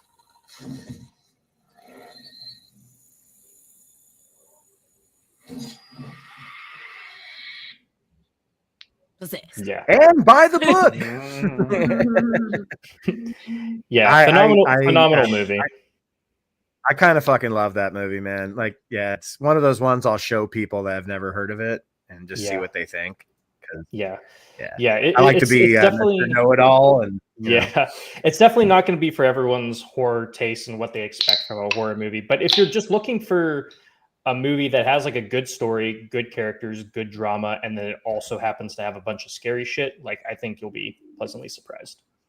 Well, that's the thing. It is scary. It's not just like elevated horror. And like when I said it's like, it's sort of a mental health story, it's fucking scary though still, Yeah. And when I say mental horror, don't let that distract you that what's happening on screen isn't happening. That's not what I'm saying. I'm just saying the person, the protagonist of the story is just kind of unreliable, so to speak. But hey, Josh, I guess we didn't get canned because here you are. Sinister, good choice. That movie does make you jump. Yeah, it does. It does. Yeah. What was that, Brandon? Sorry. Oh, I was just gonna say it like all the things that are happening in the movie, they are happening to the character, but you just have to look on like how it's being used as like a subtext for something else. Like it is happening, but there's something else to it. Yeah, and you can take it from a literal standpoint, and I still think it's a good movie. Sure. But I think movies that let you spoil the ending, but I think movies that allow you to read deeper into them are the ones worth talking about. It's why it's on this list. And we're moving along. We are moving towards Ben, and we're still partying. All right, my number 3 What horror movie is that? What's that? I was asking what horror movie that was from. That was terrifying. Your dreams, your nightmares. What do you got there, Ben? Well, my next one is Hellraiser, 1987. I am a big Clive Barker fan. I've read his books. Yeah, and I love his films. Everything he's directed. I even have Rawhead Rex, which is terrible, but it's based on a story. He doesn't like Rawhead Rex either. I know that. Well, no, the cool thing about Rawhead Rex though is he hated it so much. That's why he directed Hellraiser. He wouldn't trust anyone else to do it, and he did a phenomenal job. But my favorite scene / a scene that terrifies me, in my last of the religious pseudo-sexual scenes, I promise, is the end of the film when Frank is now wearing his brother's skin, and Kirsty has basically got him surrounded by the Cenobites, and all the chains and hooks come out, and they like grab into him all over, and they just start pulling. Yeah, they start pulling slowly, and his skin is stretching, and he doesn't even look like anyone at this point. And the last thing he says to Kirsty is "In Jesus wept," which is the shortest verse in the Bible. It was improvised, apparently, if I remember correctly. And then they rip him to shreds, and it's really intense. And yeah, that's what I'm talking about. See, I like the original Cenobites the best. The original Cenobites are the best. Yeah, they're the best. When they started adding more, they just got a little too goofy. But these ones are fucked up. Yeah. I watched this last night, Ben. Oh yeah. I like to fall asleep to Hellraiser sometimes. Makes me, that's great, man. But the scene where Frank is wearing her dad's skin, and she does, it's ridiculous that she doesn't notice all the blood all over the sides of his face and through his hair while she's talking. We killed Frank. He's dead. And she's like, really? I don't believe you. It's like, dude, look at his face. His ears aren't on right. Like, why isn't she noticing any of this shit? Shaving accident, But I will say that Kirsten does not get enough credit for what a great final girl she is. She survived 2 Hellraiser movies and never died. So actually, Ben, it's 3 movies. Well, I know she was in 3, but that one sucks, man. She comes back. She becomes a serial killer. Yeah. I don't count. She comes back in, I think, the 6th film, a direct-to-video film. Judgment. I own no Judgment's, I think 10. Dude, I own every single one. There's like I think 11 of them. I've seen the one you're talking about where she ends up killing all the girls that her husband cheated on her with. Yeah, and you're like, but I don't count that as canon because she would never do that. She would never do that. No. I think I don't know. Actually, I don't know if it's canon, but fans like it because she's in it, and it's okay. It's one of the more okay ones.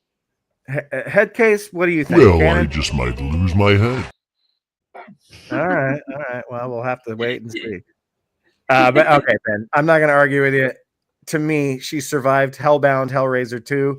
And the next movie she was in to me was an alternate universe. But let's watch her clip because I love this scene. I love this movie.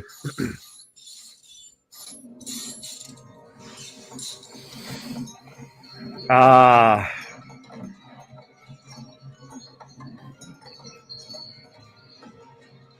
the music in this movie is so great. I love the clip. Yeah, Clive Barker is fucked up.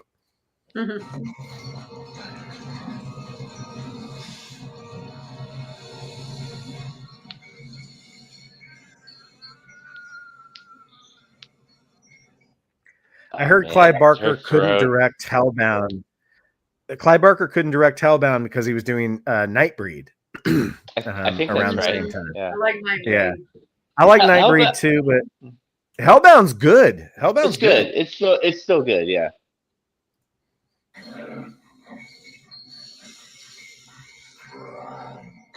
Okay, let's get to the skin peeling. Yeah. That's what we're all here for, folks. The skin peeling. Oh man, just the when you watch this movie, the way hooks go into skin, it just it makes me cringe, man. Yeah. Yeah.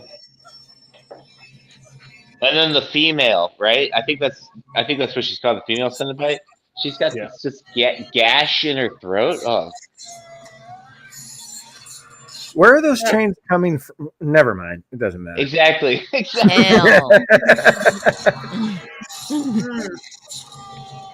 Oh God! We're getting it. There it is. There it is. Right, we got to go back. Oh, you gotta get the line. No. Get the line. Get the whole thing. Do it. Do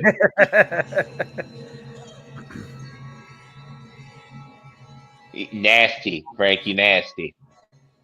Jesus, wet.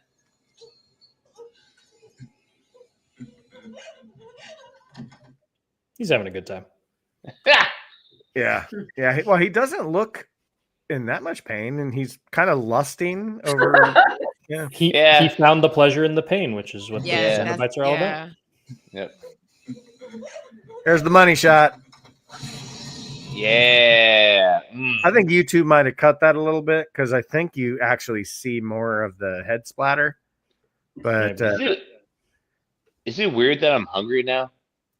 For like a good raw burger. Yeah. You know what? Movie gore, aside from The Fly, that's a totally different stratosphere. Movie gore doesn't gross me out. I could eat chili fries while watching some crazy horrific shit, but not The Fly. Not especially Oreos. The Fly ruined Oreos for me forever because he eats Oreos and then he pukes on them. So Oreos are done. I don't want cookies anymore, like ever. No. Ben, that's a great pick, Ben. You may see some more Hellraiser down the road, but I don't think it's going to be the same scene. Just saying. Okay, what's your next pick there, Ben? Mine is Day of the Dead, 1985. George Romero. I think I know what scene this is. I don't know. Maybe you do. I don't know. But I'll say this. I know this probably isn't a popular opinion, but Day of the Dead is my favorite of his zombie films. It's not I wouldn't say that's an unpopular opinion. No. A lot of I think it's controversial. Look, guys, I'm just trying to get you to call me brave. That's all I'm saying. Right? But it's just really bleak, and it's so claustrophobic because they're surrounded. It's different than the mall. You know what I mean? But anyways, the scene in particular that has always stuck with me is, and I don't remember the character's name. It's that Sergeant Asshole or whatever. Mm-hmm. Well, there's Dr. Frankenstein and Sergeant Asshole, and those are the only two guys I remember yet. Yeah. So, so zombies are just pouring into the base, and everybody's going nuts and trying to survive. How like all these movies end, and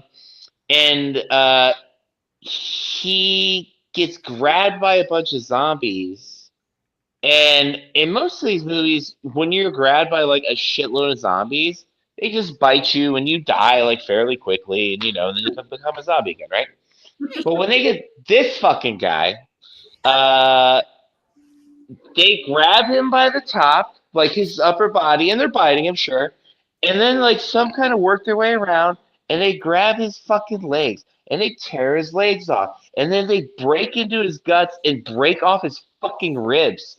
And then while they're just eating him, right, as he's like starting to die, like he's not dead yet, like he lived through all that, then he's starting to die, and he's such a fucking asshole. He just screams at them like, choke on it, like he's so hateful. I love he's like, woo! I know, yeah.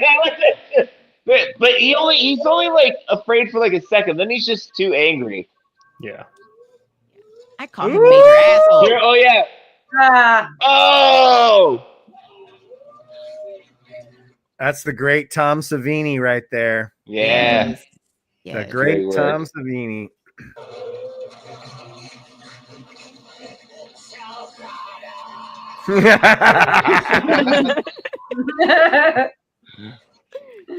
I'm running this damn farm, Frankenstein, and I want to know what the fuck you're doing with my time. That scene still, it's just so disturbing to me. It seems like a horrible way to die. And I swear to God, once they rip his ribs, like I feel pain right there, you know? So it's a great scene, yeah. Couldn't have happened to a nicer guy. Yeah, really. Josh, I think Josh is going back to Babadook. Kind of looks like that Tool video. Yeah, the Tool video. Sober used a lot of stop motion, like demon stuff. Yeah, good call, Josh. Good call. Yeah. I did hear from a couple other friends of mine that said we did get stopped twice, but we've been put back on. So my only guess is that we will not be able to replay this, but I don't give a fuck. I'm having so much fun with you guys. Like, you know, and we're going to shout out Martini Shot. We're going to shout out Cinematic Nightmares before we end. And if we don't get to replay, if people don't get to watch this, who cares? Halloween's tomorrow. They're not going to care the next day anyway. As long as I don't get a strike, I don't give a shit. But Ben, I'm with you. I think I like Dawn of the Dead better as a film. I think it's more fun, but because Day of the Dead is very dour, like you said, very claustrophobic. But I do love the score. I love how I don't know if you guys know the band Gorillaz, but their very first album, they sample the opening scene of Day of the Dead. Hello, like that whole scene. Love that song. Anyway, sorry, random note there, but I love Day of the Dead. I love Night of the Living Dead, the original. I love Night of the Living Dead, 1990. I love Dawn of the Dead. I love Day of the Dead, and I kind of like Zack Snyder's Dawn of the Dead, though it's not scary. It's kind of fun, but it's not scary. Might be his best movie, actually. I think Watchmen is his most mature. Okay, movie. That's fair. Yeah, fair. But okay, again, so no, we're moving on. Best. Yeah, I don't know. I'm just not a fan, regardless. But yeah, I would say Dawn of the Dead or Watchmen for me. That owl movie, I couldn't tell one owl from the next. Everyone's like, I like the owl movie. I'm like, really? What were their names? Anyway, Joanne, you have two left. I have because three you left. picked four, but that's right. You had the other one. Okay, so go ahead and pick yours because I know you've got two bangers here that I can see. Yeah, so this is continuing with the running after you theme. It has a little bit in common with the cobweb scene, except for this one happens for real. It's not a nightmare. So I'm going for Hereditary. Yes. The scene where Annie's possessed and her son, starts seeing her. And if you want to start playing it. Is this the scene where he's trying to lay in bed and she's in the corner and it takes a minute for her to come into focus? Fuck. Yep. That scene fucks me up so bad, man. I mean, fuck it. Her cutting her throat with a shoelace, that's nothing compared to this. Well, that's really bad too. But this one where she's, like I said, running after you. And then when he's just like, oh, I'm going to go to bed. And he lays down. Because now, for the rest of my life, every time I lay down on the side of my bed, someone's up in Tony Collette is up in the corner of my bed. Yep. If Tony Collette was in my bed, that'd be a different story. But at the corner of up in the corner. The wild thing about that scene is when I saw Hereditary in theaters, I did not see her in the corner the first time. It was only until I bought it on Blu-ray and watched it at home. The lighting's what the great. fuck? Mm-hmm. Yeah. The lighting is so good. She's up there the whole time, and then you don't see her so you're saying in the theater you didn't see her even when they revealed her? Like I saw is that what you're saying, right? When she's like crawling across the ceiling, saw her then, but like when he first wakes up, I knew she was there in this, but there's an earlier scene Actually, this works out because Oh God, it was the scene I sent you. So good. There's no overlap here. okay, good. Oh my God, this fucking shit. I held off on watching this movie for years because I heard so much about it and how scary it was. But Well, you know, here, me and John actually like we wanted to see it, and then I watched like the Red Letter Media thing about it where they were just sucking on it, like each nut, you know, each ball. And I was like, okay, I am here for this movie, like, and they were right. Yeah. And there's also something about someone being on the ceiling. I fucking hate it. Yeah. Just horror that doesn't call attention to the horror is so fucking good. Yeah, there's so many reasons why this is scary. Again, I said at the beginning, possession scares me. Religious stuff like you, Ben. There's just so many things about this scene that are scary. And then when we get to the running, that's I don't like being chased. Well, I wouldn't say like the possession movies don't scare me the way you do or the way they do you. My thing is like I have more of like an appreciation of certain, it's hard to describe. Like that's why I love Insidious, because it's about astral projection. And I firmly 100% believe that I do that. That I astral project. I've got things in my head that I can prove, but I can't prove it to anybody else. But I'm not a crackpot, but I always feel like I have done that before for real. And I like the way that Insidious kind of represents it. So, but anyway, sorry. Yeah. There she is. And he's like realizing that, he's being watched, I think. Like he's starting I think you should have yelled, "Here's Johnny." Johnny. She should have said Babadook. Guy's just hanging brain in his house. And again, there's so much build up to this point too in the movie. Yeah. So another great score too that like invites the horror, but it doesn't attack the viewer. You know what I mean? Yeah. It's very such a good soundtrack. Yeah, and I love this guy. I know his last name is Wolf. I can't remember. He works. If you guys are familiar with the music artist Bon Iver, he works with him. The actor? No, the guy who did the soundtrack. Oh, I was talking about the actor. That's Alex something Wolf. He's one of the Wolf brothers. I know there's another one. I think it's Alex. He was in Pig, which is my favorite movie of 2021. He was fucking excellent. Yeah. Pig is great.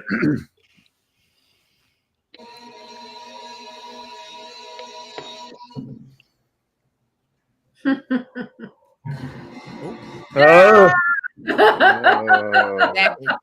Nope.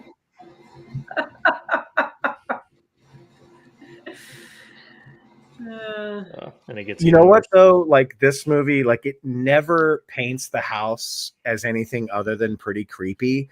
Whereas, like, you're watching Poltergeist. If you've never seen Poltergeist before, as soon as you see the house, you're like, oh, it's so warm and 80s. Yeah.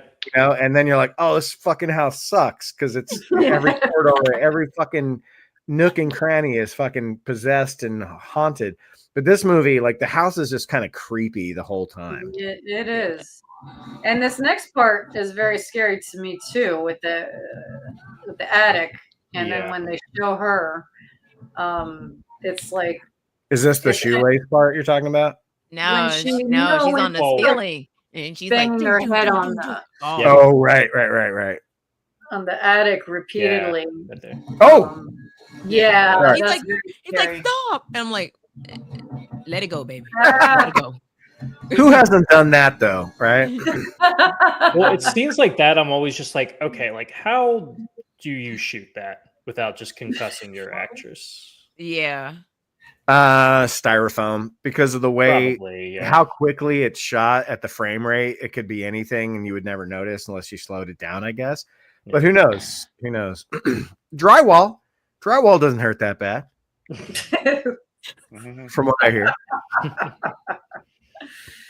A mess. Oh man. Yeah.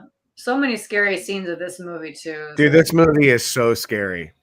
Legit, the only horror movie in my adult life that's given me nightmares. Yeah, it's one of 3 for me. It's one of 3.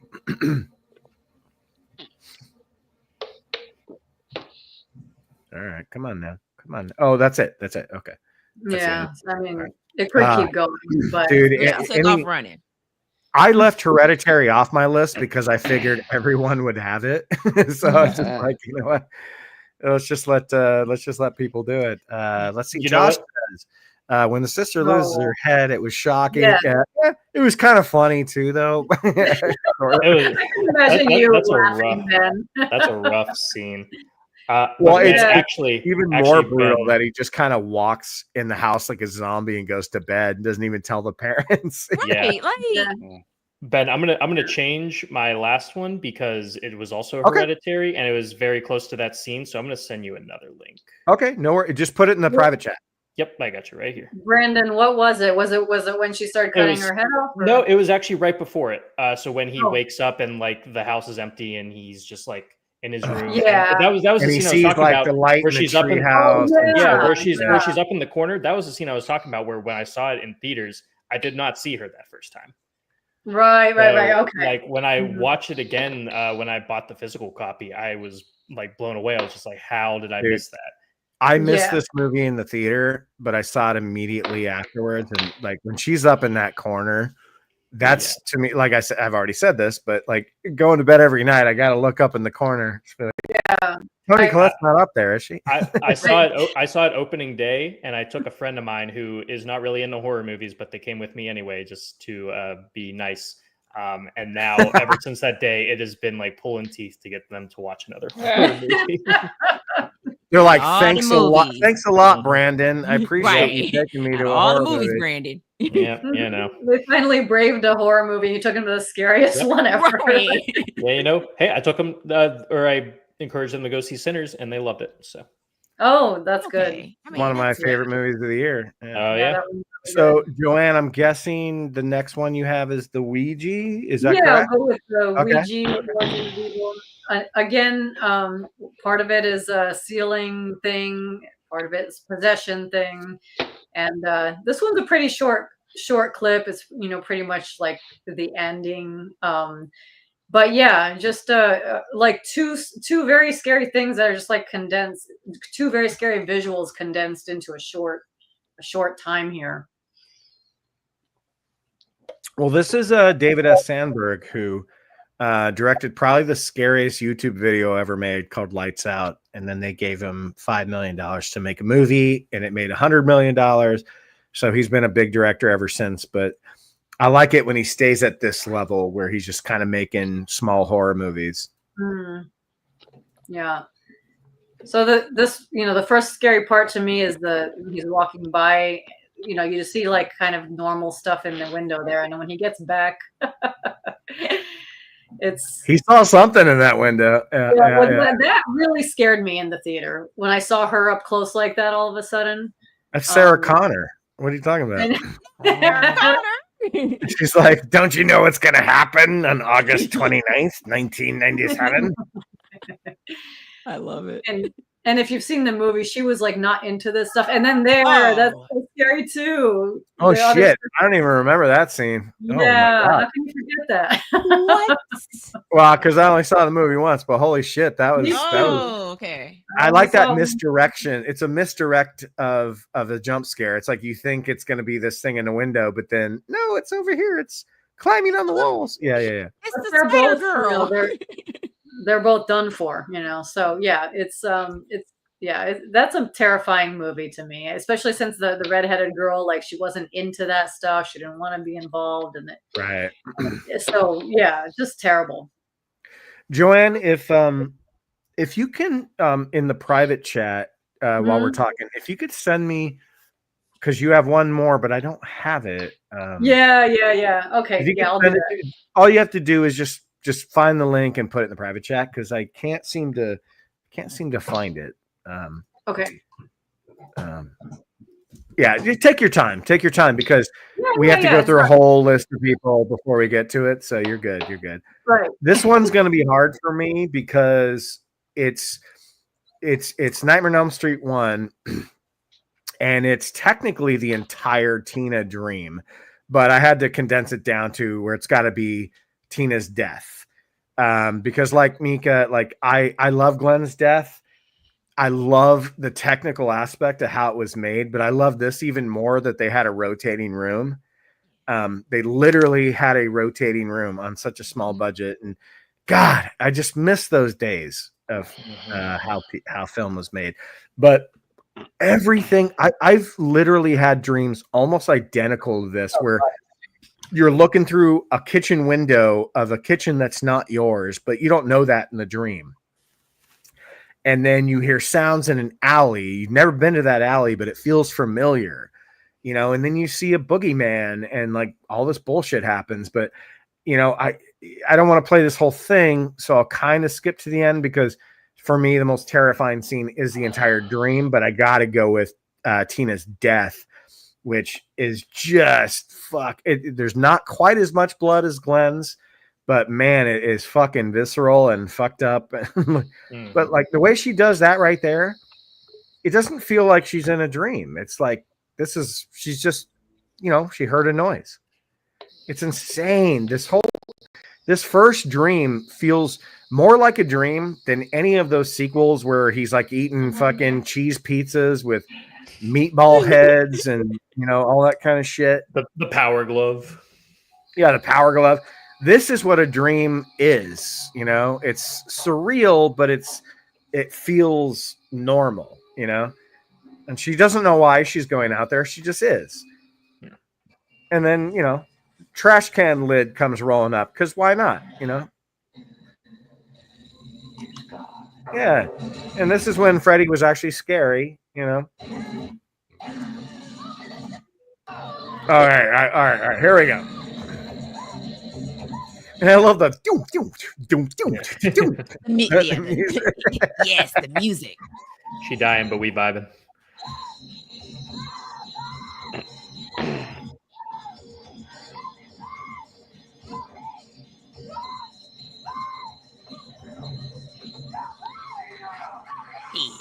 Oh, look at that! Look at that! That is look at this. And then just insult to injury. Let's make her float. Oh wow! Damn. Swing her like a bat. So, Brandon and Joanne, you remember Blake Robbins, the actor that we had on? Yeah. So he's a good friend of hers, the actress that plays Tina. And last year I was trying to get him to get her on, and she just didn't have time. But maybe one day we'll get Tina actually on the show. That would be cool. Yeah. There she is, and we'll show her this scene. Look at this. So Rod isn't there. It's like rear projection, you know, but you can't tell. It's seamless. It's amazing. Like she is in a rotating room.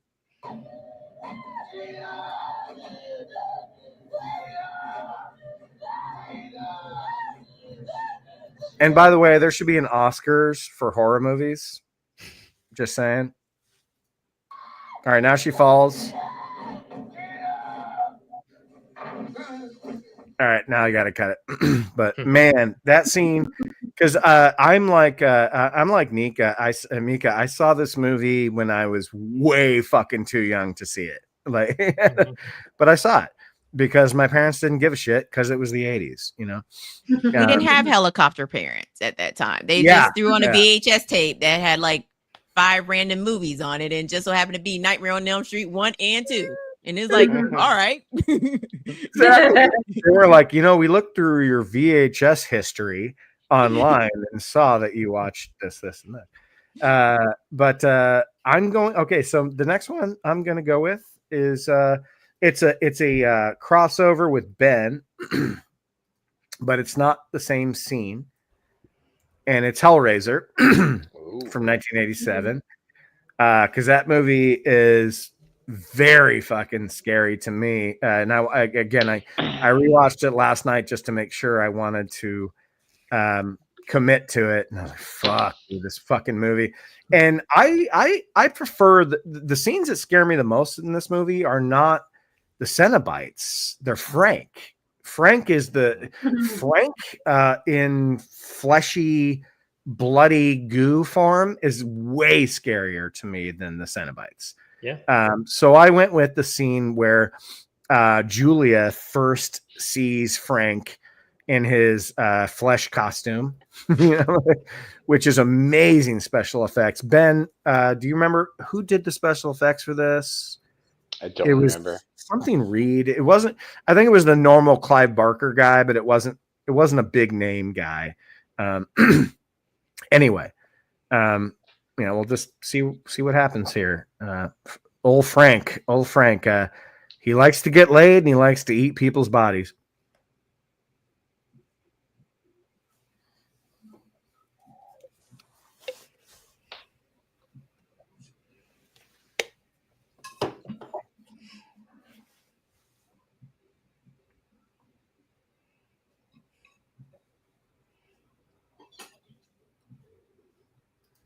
Wow, I didn't realize how long it took before we got to Frank. Sorry, I had to pause it for a second.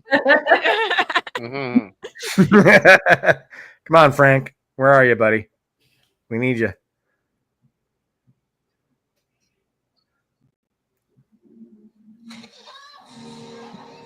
Unhand me.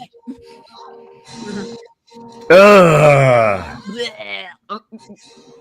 Just that, like, yeah.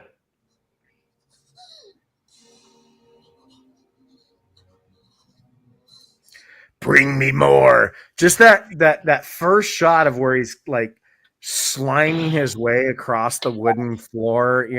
I mean, the scene before this is when he's resurrected from that blood. I mean, that's gross too, but that doesn't have 2 licks on the thing, so I didn't want to play that.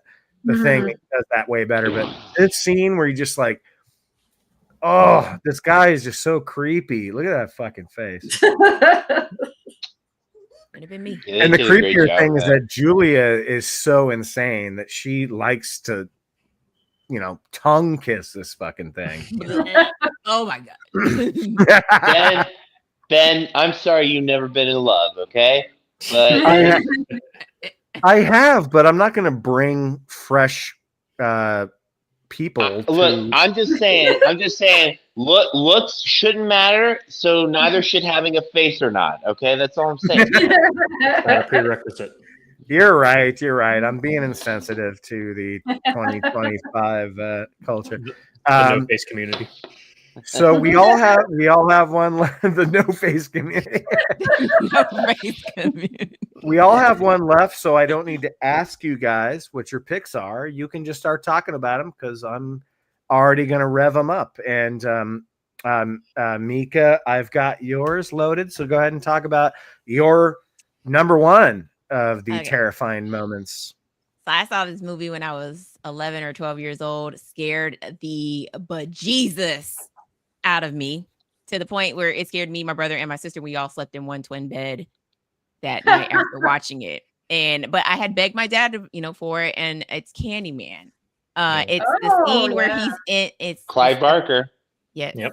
It's the parking lot or the parking garage scene when we first get introduced to Candyman. So Helen has just found out that she is getting published because she got attacked in the bathroom by the fake Candyman, and she's making her way downtown, and she's going to her car, and she's happy, and then she hears her name, slow, deep, and terrifying, and she's like, huh, who is that? And then she hears her name again, and she slowly turns around, and there he is. That's our boy Tony Todd. Yes. R.I.P. This turnaround was everything. Yeah, dude, look at that camera move. It's great. Yes. Oh. And then he's just standing there, not quite in the light, but in the shadows, right? He's backlit, so you can't really see anything. Yeah. Right. and he's just standing there with his hands behind his back, like, and his head tilted to the side like a pimp. And it's and she like, just thinks it's just some fucking dude trying to fuck with her. right. And she's like, who is that? Like, who is that over there playing these games? And he's like, nah, I came for you. And she's like, nah, let me get up out of here. And then he hits her with the trance. And she, oh no.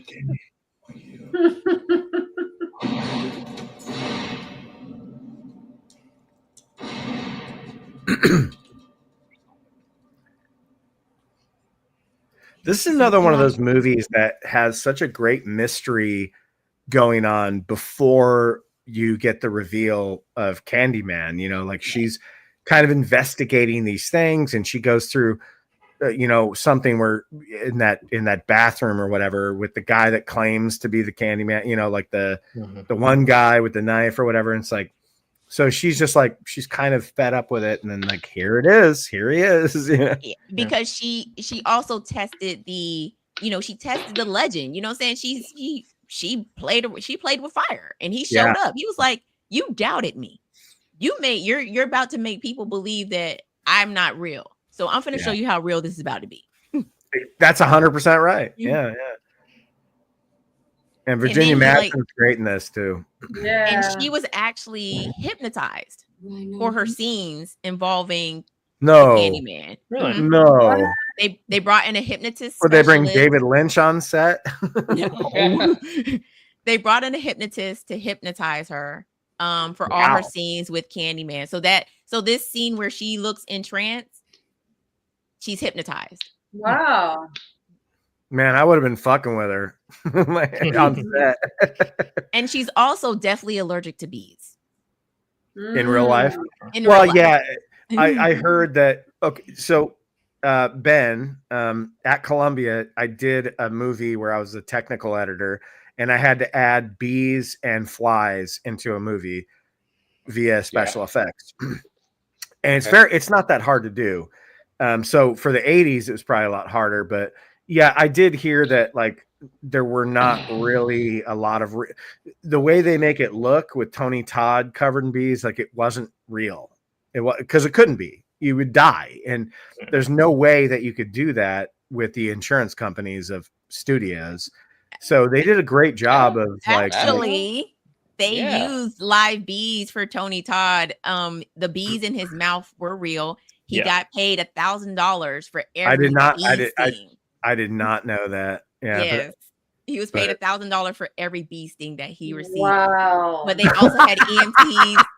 Set for life. I would ask it was in his more contract. than that. And like if they're stinging my mouth, I would ask for more than $1,000 per sting, personally. Yeah. And they had EMTs on the set for the scenes with Virginia in it because she was allergic to bees. Okay. Well, Tony Todd is a different animal. Like he's a legend. He's more like a god than a legend in film. So I will accept the fact that Tony Todd did that. But yeah, all the other bee stuff, from what I understand, were not real bees. But okay, Tony Todd. And then he slowly like pimp walks towards her and tells her that you done fucked up. I love it when you see what he's wearing too. Like, Sorry, I have to go. I just want his pimp coat. That's all I want. Yeah, is that a pelt? What is he wearing? It's like wool. It's not wool. It's like a buffalo pelt, right? Something like that. Maybe. And I'm late. You are not content with the stories. Soils of lives to come. Fuck around and find out. Dude, Tony Todd is right up there with Morgan Freeman with like voice, just like you could just that motherfucker could like narrate any movie and it would just make it that much better. And then the reveal of the hook. Yeah, bloody ass hook. Yeah. Be my victim. I sure will. I am the writing on the wall, the whisper in the classroom. Sorry, gotta pause it. I guess we've been turned off. There's nothing twice. after that. We get the bees, and then she wakes up on the floor. Yeah, in the sequels that aren't very good, you do find out a lot more about certain things, but they suck anyway. So also, they got rid of the pimp coat and turned him into the Phantom of the Opera in part 2. I love Candyman. Did you ever see the remake? I haven't seen that. I saw it. The spiritual sequel. Yeah. Joanne, you said you didn't like it because it didn't have the scene from the trailer where the guy's like, like for some reason that wasn't in the movie. Yeah, that scene, like we were like, we want to watch this movie because the scene looks intense, and then it wasn't in the fucking movie. Yeah. Oh man. So you're not so Mika's number one is Candyman, and that is a classy, good, very good pick because I watch that movie every October. Farewell to the Flesh is fine, but to me, this movie ends in this franchise ends with part one. Like sometimes you don't need to make a sequel, but you do, because money. I get it, but and Josh agrees with me. They should never have remade this. For some reason, he wanted that scene too. I mean, I honestly didn't like the spiritual sequel when I saw it in theaters. I thought I really didn't like it, but since I have rewatched it multiple times, thank you to the kid, I've slowly picked up on things that attach it to this 1992 movie, and I'm like, okay, you know what, Jordan? So it is technically. It's not a remake. It's technically no, it's not a remake. No. It's a spiritual. Okay. Yeah, it's a spiritual. They call it a spiritual sequel because it continues Anthony's story, baby Anthony from the first movie. So yeah, got it. Oh my god. What is this next one? Oh my god! Oh man! This is a good movie. I'm just taking a peek at this. I'm like, oh, what the fuck is this? We're taking a peek too. We're looking at it right now. Yeah. Oh, sorry, I didn't know I put it up already. Yeah. So my final pick was going to be Hereditary, but we've already talked about it a lot, and I already talked about the scene I was going to show. I'm going to show a 2023 horror movie that needs to be seen a little bit more, I think, called When Evil Lurks. Oh my god. I don't want to give away too much about what goes on in the movie, but just to kind of set the scene, it's a Spanish horror film, and people are just kind of getting possessed, and they're kind of going crazy, and there's some guys trying to figure out what's behind it and stuff, but like everyone's getting possessed, like adults, children. And as you'll see in this scene, it possesses anybody. Let's do it.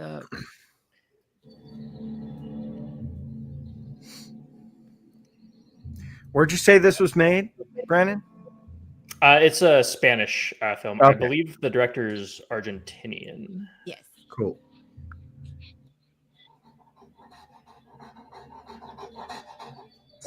Oh god! Oh, I was literally just about to say cute dog. Oh, we gotta do that again. Cute dog.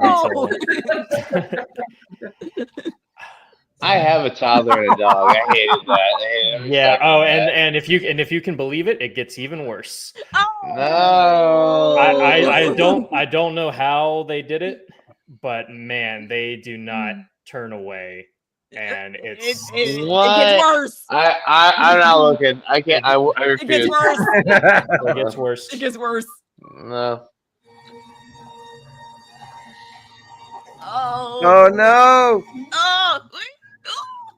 Why isn't he helping? You get your dad.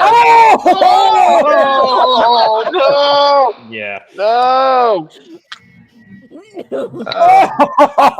I can't. That's right where it only gives you like 10 frames of that and then it stops. But yeah, they had to. YouTube had to pull away. But yeah, it is a movie that is often very unflinching.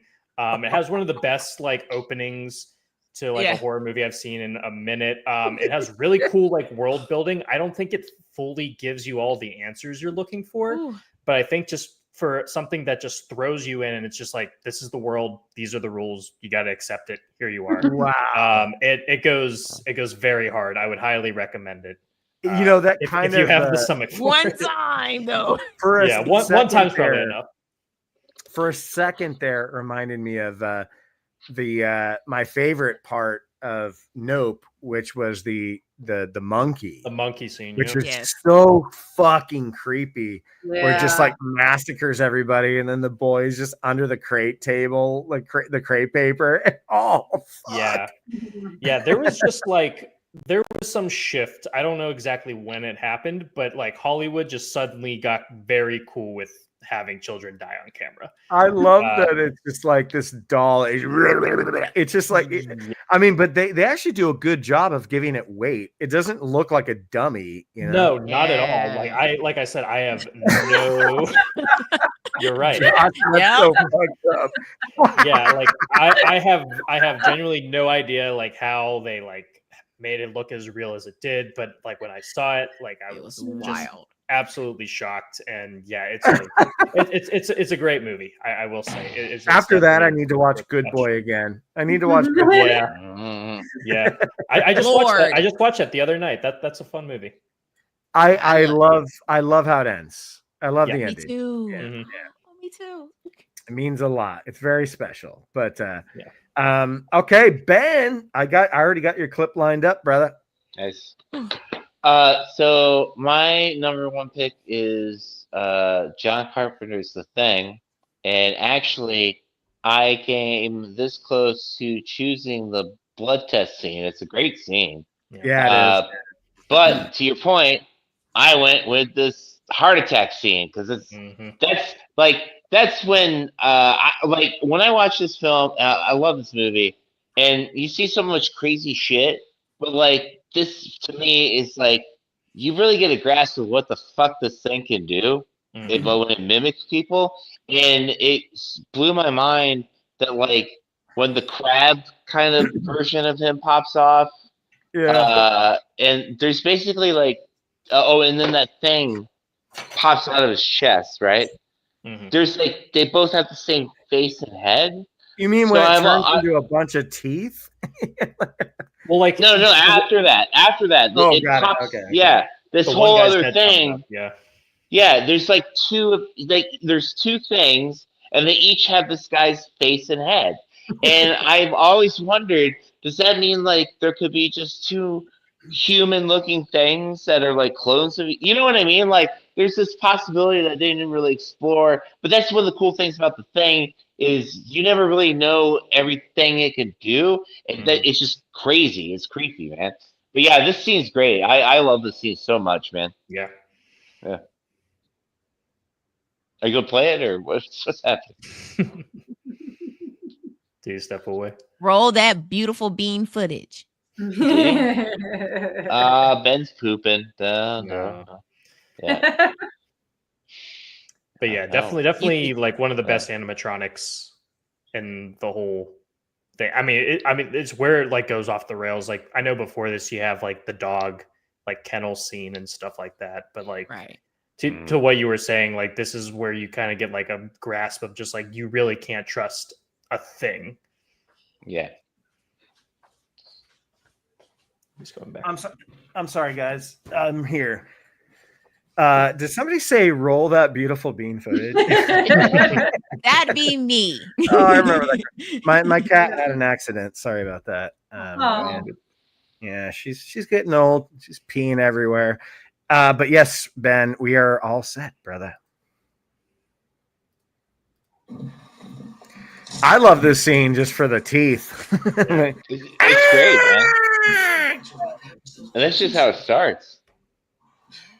Put his lips on. Ever occurred to the jury that anybody could have got some of my clothes and stuck them up the furnace? We ain't buying that. Kurt Russell's so good in this movie, man. He's like, I know you're dying over there, but I'm gonna burn y'all.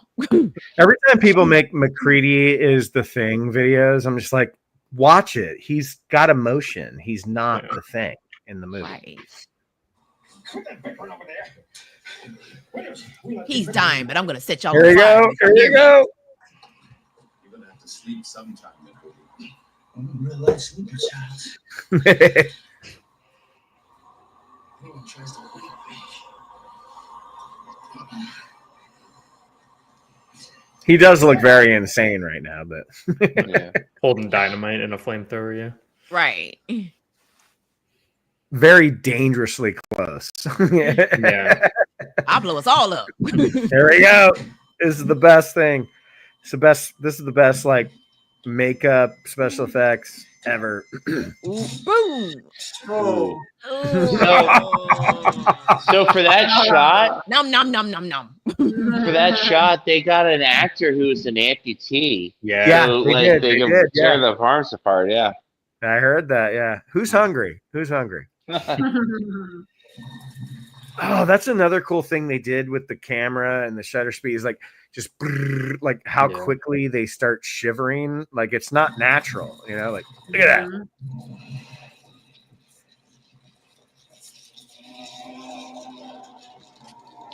So this is what I'm saying. That one's got his face, and But then then, his like, head his actual pops off. head. Yeah. Yeah.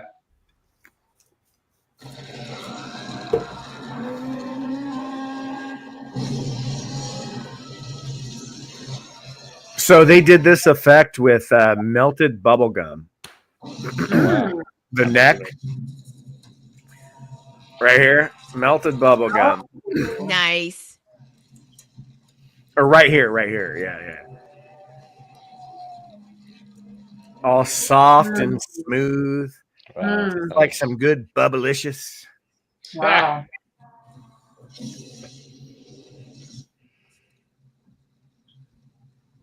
It's still going. Finds a way. That thing creeps me out. Yeah.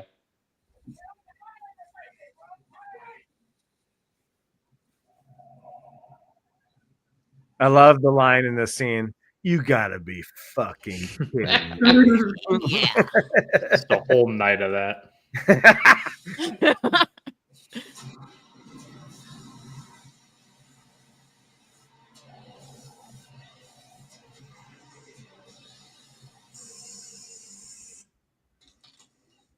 Yeah,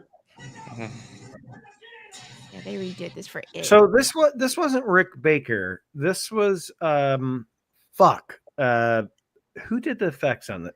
I always thought it was Rick Baker. It was the guy's like first film, wasn't it? Yeah, I think so. Yeah, it was kind of a young guy. Yeah, who ended up doing a lot of good shit. And just Let me name's escaping me. Bodden? Rob Bodden. Yeah.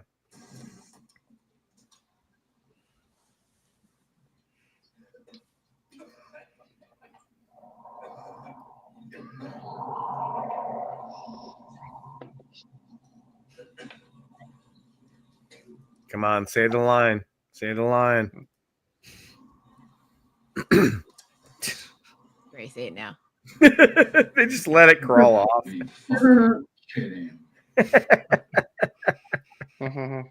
God. If you tried to make a movie as good as that today, they would kill you. They just yeah, pretty much. Cannot make a movie as cool as this anymore, unfortunately. I'd have to agree with that.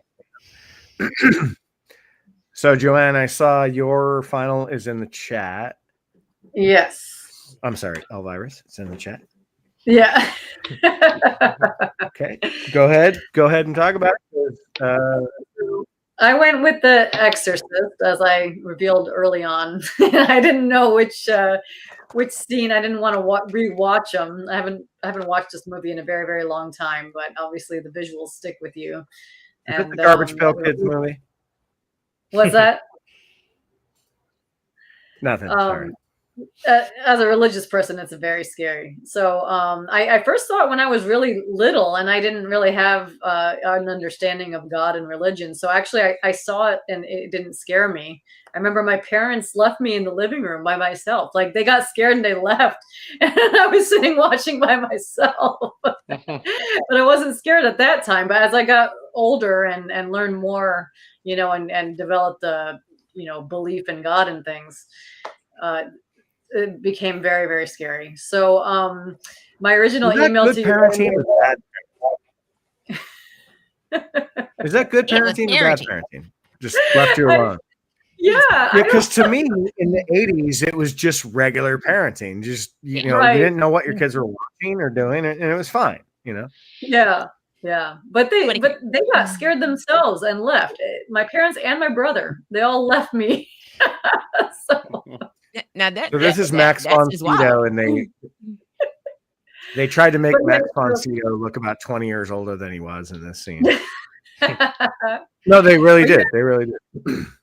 I could have picked any scene in the bedroom, really. Yeah. You know.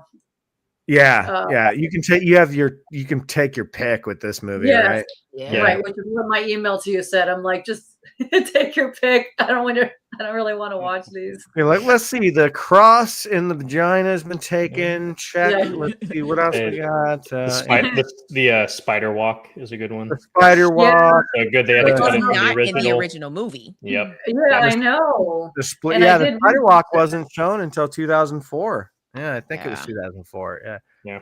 Or the split pea soup. You know, that's always a good one. Yeah.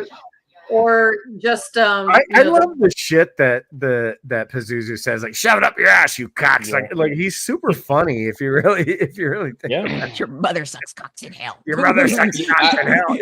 I Wait love a minute. He's I kind of a love the comedian. TV edit of that. The TV edit of that is your mother sews socks in hell. That's funny. Wow.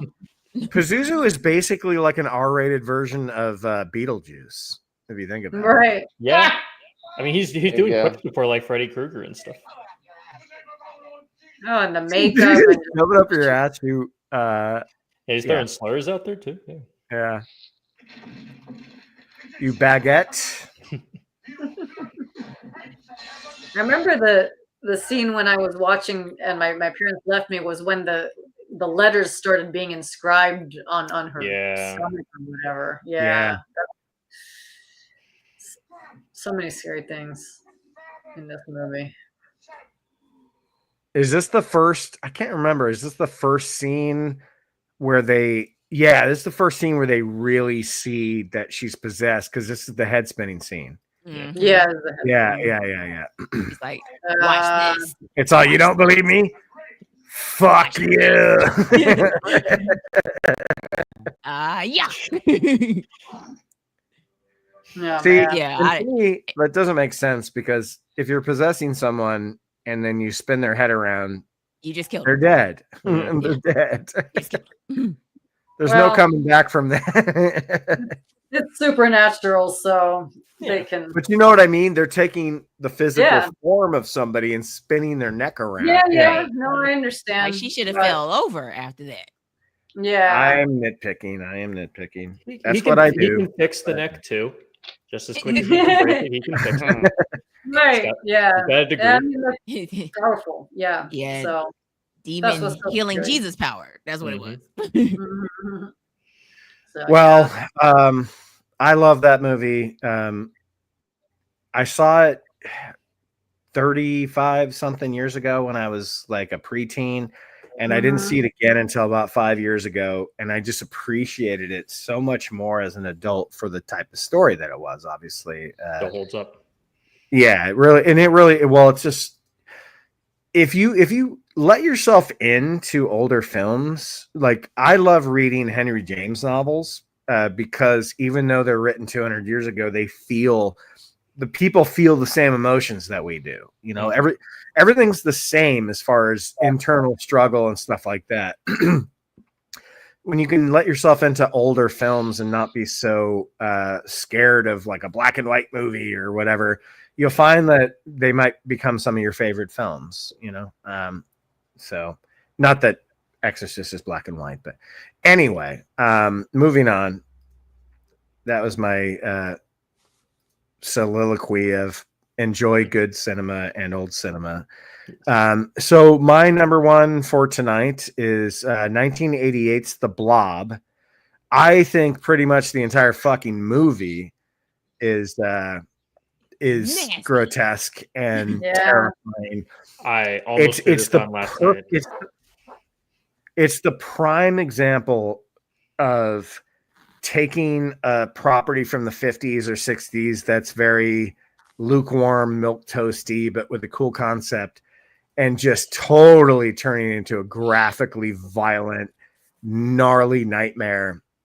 And that's what Frank Darabont and Chuck Russell did with this movie. Frank Darabont, director of Shawshank and The Mist, and Chuck Russell, director of so many movies and producer. And this movie is just gross and scary. Like you think like this giant gelatinous blob wouldn't be scary, but somehow the direction of this movie just makes it scary. And I probably picked a scene that wasn't even one of the scariest ones. I didn't know how graphic we could get on some of these things here. But so, and another thing, the writing is so good. So here we have this woman who's like the waitress of a diner, right? And there's a scene before this, little context here. There's a scene before this where her and the sheriff kind of have this thing where she's like, you know what? Maybe you should ask me out. He's like, maybe I will. And then it kind of cuts to the scene, and like, you know, the blob has fucked off and it's going ape shit. And she's like, oh God, what do I do? What do I do? I don't know where to go. What do I do? I need to put a quarter in this old antique called a payphone. So she puts money in the payphone and it doesn't work. And then there's Kevin Dillon with his mullet, but we got to go back to the payphone. So here she is, and I'll shut up for a second. Ugh. There's the blob. But it's not just the blob.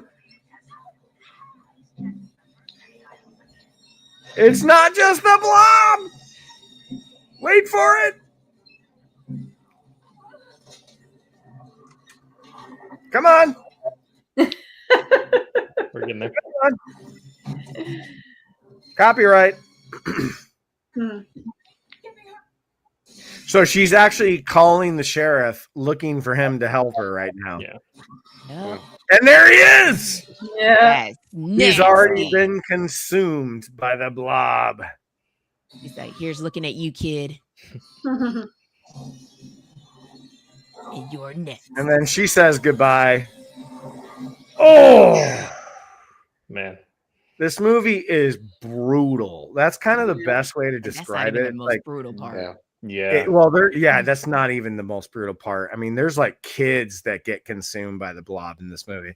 It's fucking brutal, but I just wanted to play a scene where it's just like you're in a phone booth, and it's like, for kids out there watching, a phone booth was a thing that you got in and put money in, you know. We don't need those anymore. But anyway, yeah, that was my final. Was the Blob from 1988 is fucked up. It is seriously violent as fuck. Yeah. I just watched it like last year for the first time. I'm gonna go watch it as soon as we get off. Mika, you haven't seen it? Oh no, I've seen it. I used to watch USA I was Up All gonna say Night. you've seen it. Yeah. Because you were like, that's not even the worst scene. Yeah, you are right. Yeah, they used to run that back on USA Up All Night, like They did at least once a month. They did, and it's funny. They wouldn't cut out a lot of the violence, but they would just cut out the curse words. Right. Like, you maggot farmer instead Right. of motherfucker. But then they would, like, somebody's arms would get pulled off their body in the next scene. Yeah. It was fine. That's You know? okay. TNT would cut away from that. Does that wrap us up? I think it does. Everybody did 5. I think those 5. Yeah, that was Yeah. 5 apiece. I think what were the overlaps? We had a couple Exorcists. Me and Nightmare Ben on Elm had Street. Hellraisers. Nightmare on Elm Thing. Street. Yep, What- Nightmare on Nightmare on Elm The Street. Thing. And the The thing. Thing. Yeah. the Thing, and almost Hereditary. Almost Well, hereditary. Yeah. technically. Oh, that's right. Yeah. Oh, yeah. Technically Hereditary, but then Ben, Yeah. yeah. I almost picked the Blob too. I think it's a great film it's disgusting. It's terrifying. It's great. Yeah. It's really, dude, there's so many scenes I could have picked. Like that scene, because the whole movie kind of focuses on the high school quarterback and his girlfriend, Shawnee Smith. And then he's in the hospital and he just gets consumed and his arms come off and she's like, oh shit. And then you're like, okay, well, who's the main character of this movie now? Because that guy's dead, you know? That was our psycho moment. Yeah, yeah. There's so many that do this. The guy that goes down the sink and his head just pops because the blob is pushing his head down the fucking drain. I love it. Blob is I brutal. love it. So good. Yeah, the blob doesn't fuck around, man. It does not fuck around. Get off my case, motherfucker! Exactly.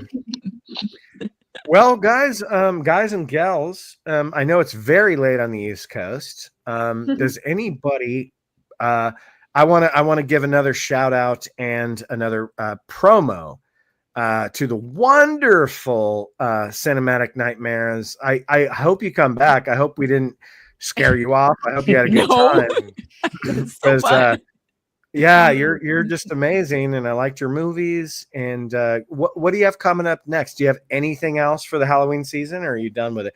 I think for you, like the whole year is the Halloween season, right? Yeah, pretty much. Yes. Yeah. I'm wrapping up 31 Days of Horror, so day 30 will drop as soon as we finish here, and then 31 obviously will drop tomorrow, and then after that it's pretty much back to the norm. Top fives and everything else in between. I have The Cell, which I did with a young lady who is a editor, and she does lighting and things like that. So we talked The Cell, which is a very heavy movie when you actually pay attention to it. Yeah, I like that. Yeah. It's one of my favorite movies of 2000. I love that movie. So that was my first time seeing it because Tarsem sang. I didn't watch it because so many people talk so badly about Jennifer Lopez in that movie. But then after I watched it, I was like, she's great in that this movie is great. Like, what are y'all talking about? So I mean, Vincent D'Onofrio is kind of the draw of that movie. And well, Tarsem sang, the director, is the draw. But like, I think Jennifer Lopez is great. I don't know why people were shitting on her. She didn't do anything wrong in that movie. Yeah. I think it's because of, I don't know. I honestly, I don't know, but I just remember like people just shit on that movie because of Jennifer Lopez. Yeah. She wasn't even Bennifer yet. That's how old that shit is. Hey, Josh, thanks, man. Great picks, everyone. Have a happy out. Thanks, Josh. Thanks for letting us know that we got kicked off the air, but here we are. Still going. We're still on. But no, I did hear that happened a couple of times. But fuck it. I love The Cell. Have you, Mika? Have you seen The Fall? That's the other Tarsem saying. The guy that directed The Cell directed a movie called The Fall. It's pretty fucking crazy. I've seen The Fall. This is a wonderful film. Yeah, it's really good. It's really good. Yeah, beautiful. It's very different, but stylistically and visually, it's the same. Okay. Yeah, I have to check that one out. Yeah. Well, Brandon, what do you got coming up next? Because I know you have the Frankenstein out. Have my Frankenstein one out. Definitely give that a watch if you'd like. Next week, I think it's going to be Begonia. Really looking forward to that. Big Yorgos Lanthimos fan. So I'm excited for this one. Also trying to see if I can maybe squeeze in a Shelby Oaks review, just with Chris Stuckman being like a YouTuber and like film critic and stuff. I feel, and like, I mean, he was a big inspiration for me starting my channel. I do feel I need to do my due diligence and give him a little bit of my money, because whether or not it's a good movie, I do respect him, and being able to get it made. It's kind of, I think, the dream of a lot of us who do stuff like this. So definitely respect him for that. So I'm very proud of Stuckman. I'm not a huge fan of his channel for the last 5 years, but earlier stuff of his I really liked. And I'm just so stoked that he did what he did and made a movie. Like, and I've heard like it's, whether it's good or bad or whatever, it's competent, and like it's like cool. Yeah, I'm stoked for him, man. I'm stoked for him. Fellow YouTuber, made a movie, got backing, got a studio, made a horror movie. Fuck. Mike Flanagan There's helped. not much. Yeah, Mike Flanagan helped. Yeah, there's not much you can say. There's not much you can say to diss him unless you're just fucking jealous. Yeah, like, so. But yeah, I'm gonna see it next week too. But yeah, so yes, everybody subscribe. I have the links of Brandon and of course the wonderful Mika of Cinematic Nightmare in the description. Please subscribe to their channels. They're wonderful, and they wouldn't be here if they weren't. I mean, they're my cup of tea. I love them. I love them. And we have Joanne Elvirus here. As we said, we have Aliens, The Shining, and Creature from the Black Lagoon out now. October, the only real things we have coming up is we are doing a 40th? Yeah, 40th anniversary of Running Scared with Billy Crystal, and you guessed it, Gregory Hines. Yes, Gregory Hines, one of my favorite buddy cop movies of all time. And we're also going to do It's a Bloody Good Year, 1985. So we got lots of stuff coming up. But everybody, I just want to say happy Halloween. Be safe out there. Eat lots of candy. Don't get any razor blades in your mouth. Don't eat candy apples. Yes. Oh, Joanne, what is that? Hold that up. Hold that up close. Take 5. Oh, that looks so good. I want one. I want one. Really? I supposed to be forgiving to the kids. All right. Well, this is Ben for Cinema Gulp, and we love all you guys. And happy Halloween, and thank you, guests, and thank you, panel. Had so much fun with you guys. We drink your cinema. Happy Halloween.